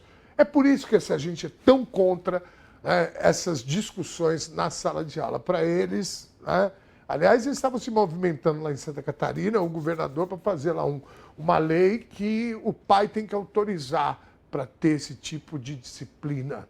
É um horror. Vamos em frente. Vamos ver agora o que foi destaque no site TVT News durante essa semana. Chega mais Alexandre Barbosa, meu querido, que fez aniversário dia 21. Queridão, tudo bem? Entrei pro time dos 50. Você não está ainda, né? Eu tô ainda. Na verdade, eu tenho 40 e 18, né? Então... Eu não cheguei nos 50 ainda, mas... Mais um, então, seja bem-vindo. Muito obrigado, muito feliz de estar no time dos 50 aí. Um pouco choquito com isso, mas tudo bem. Maravilha. Vamos lá, o que foi destaque? Aliás, eu fico imaginando sempre a sua dificuldade para escolher os destaques, Pois é. que são muitos. Dessa né? vez eu fiz uma coisinha um pouco diferente. Vamos lá para o primeiro. Vamos começar primeiro por uma notícia que é... Você já tomou sua vacina da gripe esse ano? Rapaz, eu contei aqui hoje no jornal, eu fui lá na UBS, aí chegou na minha vez, a mulher falou, não, mas você tem 58, você não pode. Não está ainda na idade. Mas aí a Só se Natasha... tivesse comorbidade. Pois é, mas eu tomo remédio para pressão alta e é caracterizado como morbidade. É que eu tomei por conta disso, eu também tenho pressão alta, então só que eu tenho uma receita, um laudo do meu médico dizendo, e aí eu vou no posto, como eu não tenho idade ainda, né? E aí eu apresento o laudo para poder tomar a vacina. Né? Muito Foi bem. o gancho para dizer que nós estamos na semana da vacinação, e aí política pública vacinando nas escolas. Então 27 milhões de estudantes nas escolas. Nas escolas. E aí já tem a facilita, porque estávamos falando aqui da 6x1, né?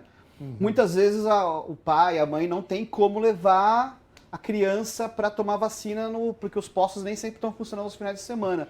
Então, o Ministério da Saúde, junto com o Ministério da Educação, tem essa política de até o dia 30, né? Aí a criança leva a carteirinha e eles dão uma olhada. Porque o mais importante da política pública, Dom e telespectadores, Sim. é você também acompanhar como está a criança. Então, por isso eles fazem questão de que você leve a carteirinha para eles. Faltou HPV, faltou meningite. Sim. Então é importante levar a carteirinha. Então, esse é o nosso primeiro destaque de hoje. Muito bem mandado, velho. Muito bem mandado. Vamos lá. para a próxima.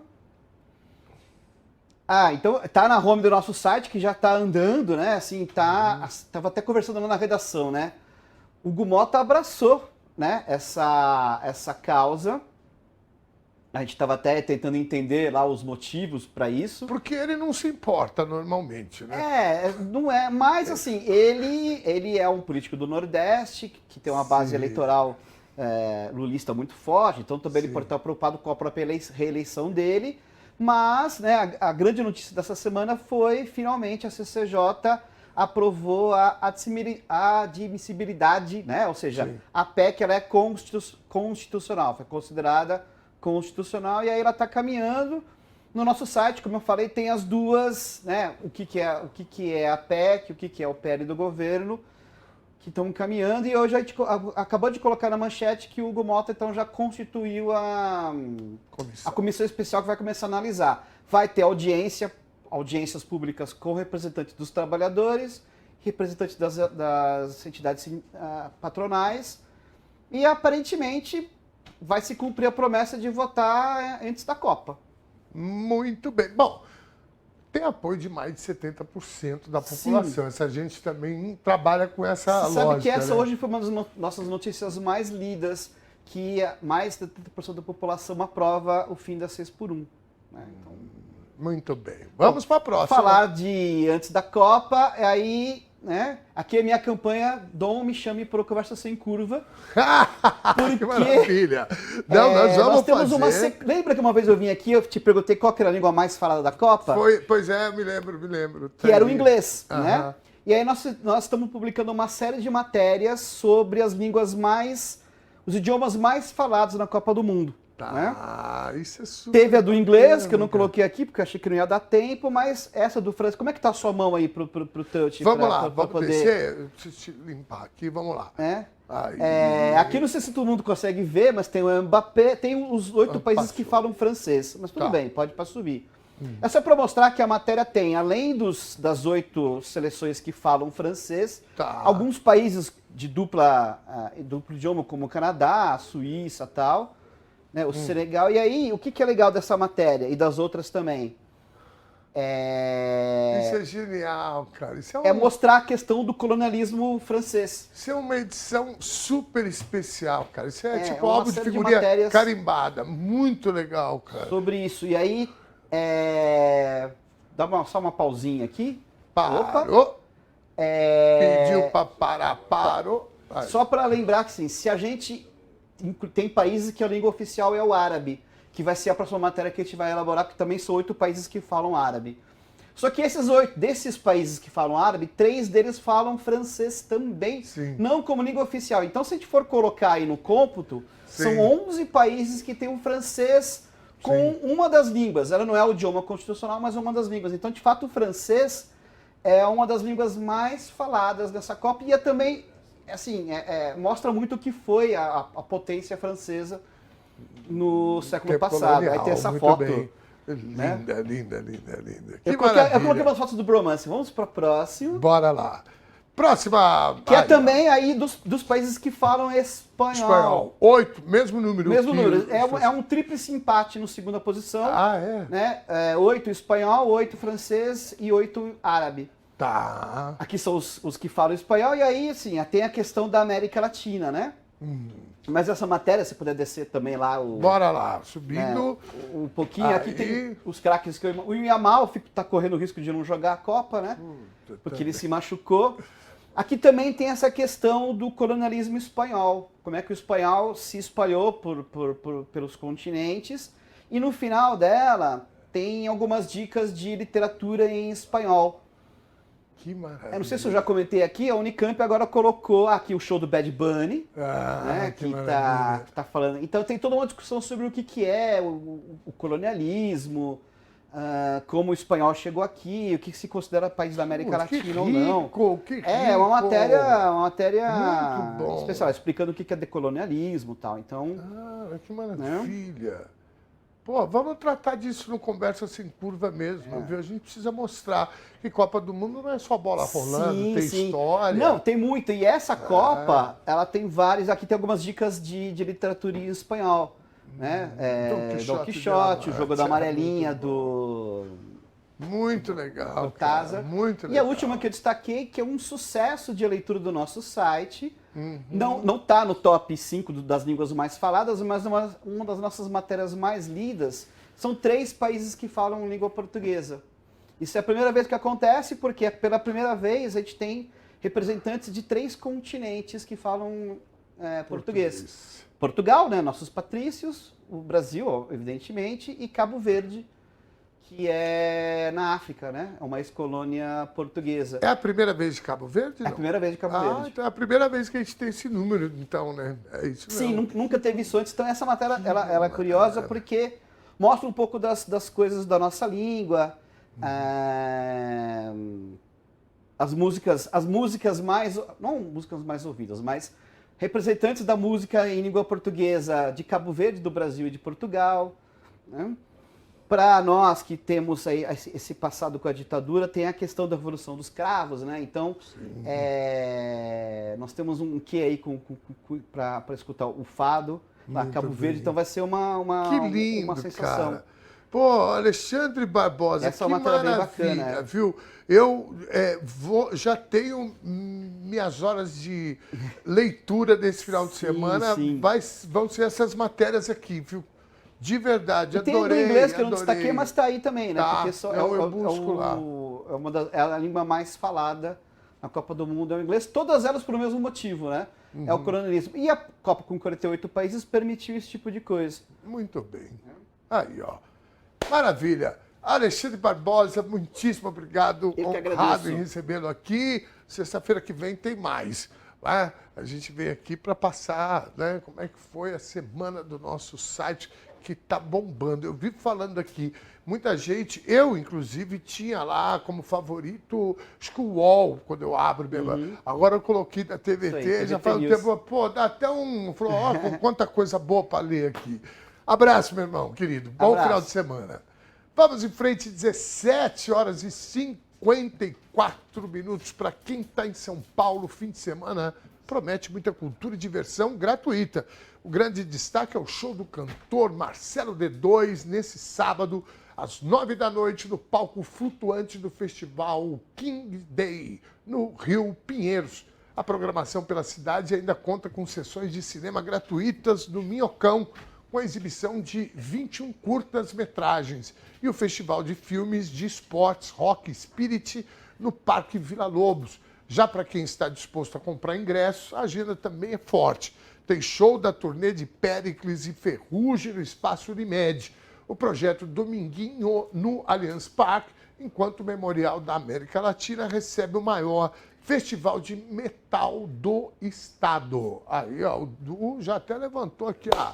A Praça Memorial Vladimir Herzog recebe nesse domingo a edição de abril do evento Todo Mundo Tem que Falar, Cantar e Comer. Nesse mês, a programação apresenta o terceiro ato e Canto pela Vida, em memória das vítimas de acidentes e doenças relacionadas ao trabalho. A iniciativa reúne mais de 70 instituições para chamar a atenção sobre a segurança no ambiente profissional. Além do ato político, o público confere o lançamento do segundo volume da biografia do presidente Lula, escrita por Fernando Moraes, e uma roda de samba com Paulinho Timor.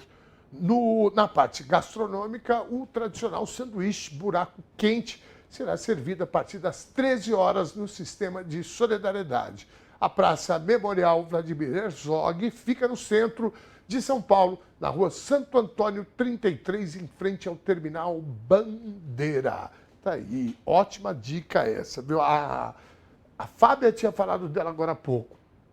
Vamos em frente, 17h56.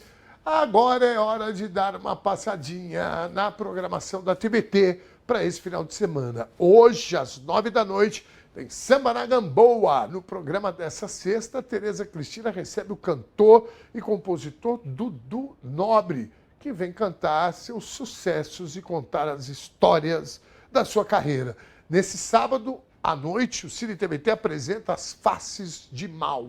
O filme traz a trajetória e os pensamentos de José Rodrigues Mal Júnior, historiador, professor, sindicalista, compositor e vocalista da banda paulistana Garotos Podres, referência na cena punk rock brasileira dos anos 80. É nesse sábado, às 9h30 da noite, no Cine TVT. E no Conversa Sem Curva dessa semana, eu recebi o Gringo Motoca, fundador e presidente da AMA BR, Associação dos Motofretistas de Aplicativos e Autônomos do Brasil. Para quem perdeu, temos 2 reprises do Conversa nesse final de semana, sábado às 3h30 da tarde ou no domingo às 7 horas da noite. Esses são só alguns destaques da nossa programação. Acesse o nosso site tbtnews.com.br e confira a grade completa, não é mesmo? Antes da gente ir para a nossa enquete, eu quero ver se dá tempo da gente falar aqui, passar mais algumas mensagens aqui do nosso pessoal, né? Ah, muito bem. Vamos lá, rapidinho. Então, feliz aniversário, Alexandre. Felicidades, professor Alexandre, que a nova idade... Ah, acabei de falar da Fábia aqui, ó. Lhe traga muitas e muitas alegrias. Obrigado, Fabinha, querida. Obrigado pela dica também. Estranho que os problemas com o sinal sempre acontecem com a primeira edição. Pois é, né? Aqui talvez, eu não sei, né? Eu faço umas mandingas antes de entrar no estúdio, né? Eu faço também uma, né? Sextou e o Dom está lindíssimo. Oh, querida, eu não vou conseguir fazer a voltinha porque eu tô meio arrebentado. Quase que eu não levanto do cumprimento aqui. Salvador, Bahia, Edivandro Ramos. Valeu, Edivandro. Vamos aqui, porque hoje a gente tem uma homenagem. A gente falou aqui do falecimento do Moisés Seleges, pai, né, que é pai do Moisés Seleges, que é presidente do Sindicato dos Metalúrgicos do ABC.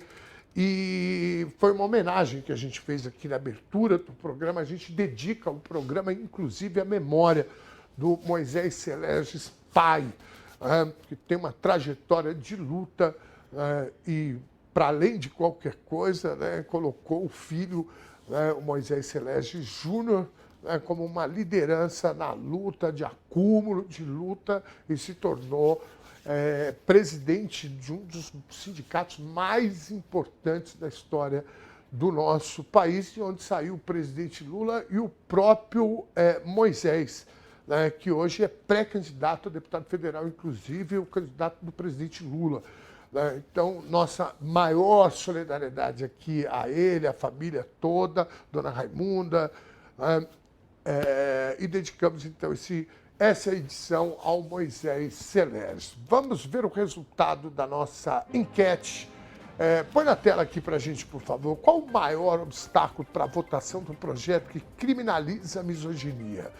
Para 56%, machismo do parlamento. Para 38% é a proteção de aliados políticos. E para 6%, prioridades do governo.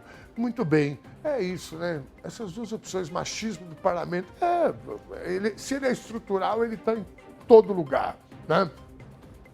E como ele está em todo lugar, ele está lá também. Então, a proteção de aliados também funciona e funciona muito. Vamos lá. Nem toda revolução nasce de um grito. Algumas amadurecem no silêncio, no cansaço acumulado, na ausência de liberdade e na vida comprimida por décadas de medo. Em Portugal, sob a longa sombra do Estado Novo, a palavra era vigiada e o pensamento policiado. A ditadura de Antônio de Oliveira Salazar sustentava-se na repressão e em guerras que drenavam vidas portuguesas. Foram guerras travadas na África que abriram fissuras no regime. Jovens soldados passaram a questionar o sistema que os impunha conflitos sem sentido. Dentro dos quartéis, crescia a insubordinação, prenúncios de um gesto raro na história. Uma revolução que nasceria da recusa consciente em sustentar o insustentável. Chegou-se assim à madrugada de 25 de abril de 1974. Com ela, a música que abafou a estridência das armas ao som de canções transmitidas pelo rádio. Os militares ocupavam pontos estratégicos, enquanto o povo florescia empunhando cravos vermelhos que eram plantados nos canos de fuzis. Instrumentos de morte se tornavam símbolos de esperança. A Revolução dos Cravos não apenas derrubava uma ditadura, reinventava a própria ideia de revolução. Nas ruas de Lisboa não houve sede de vingança, mas uma população disposta a reconquistar a dignidade. O gesto simples de oferecer uma flor a um soldado tornou-se um manifesto. O poder encontra seu limite na legitimidade do povo. 52 anos depois, o eco daquela festa bonita pá ainda nos deixa contente. Em tempos em que a democracia volta a ser testada, essa data permanece como farol. Lembra que a coragem pode ser serena e que a mudança pode ser coletiva. Mais do que um episódio português, o 25 de abril é patrimônio de todos que acreditam em um mundo mais justo e livre. Um ótimo fim de semana para todos e todas e até segunda. Beijo grande, valeu!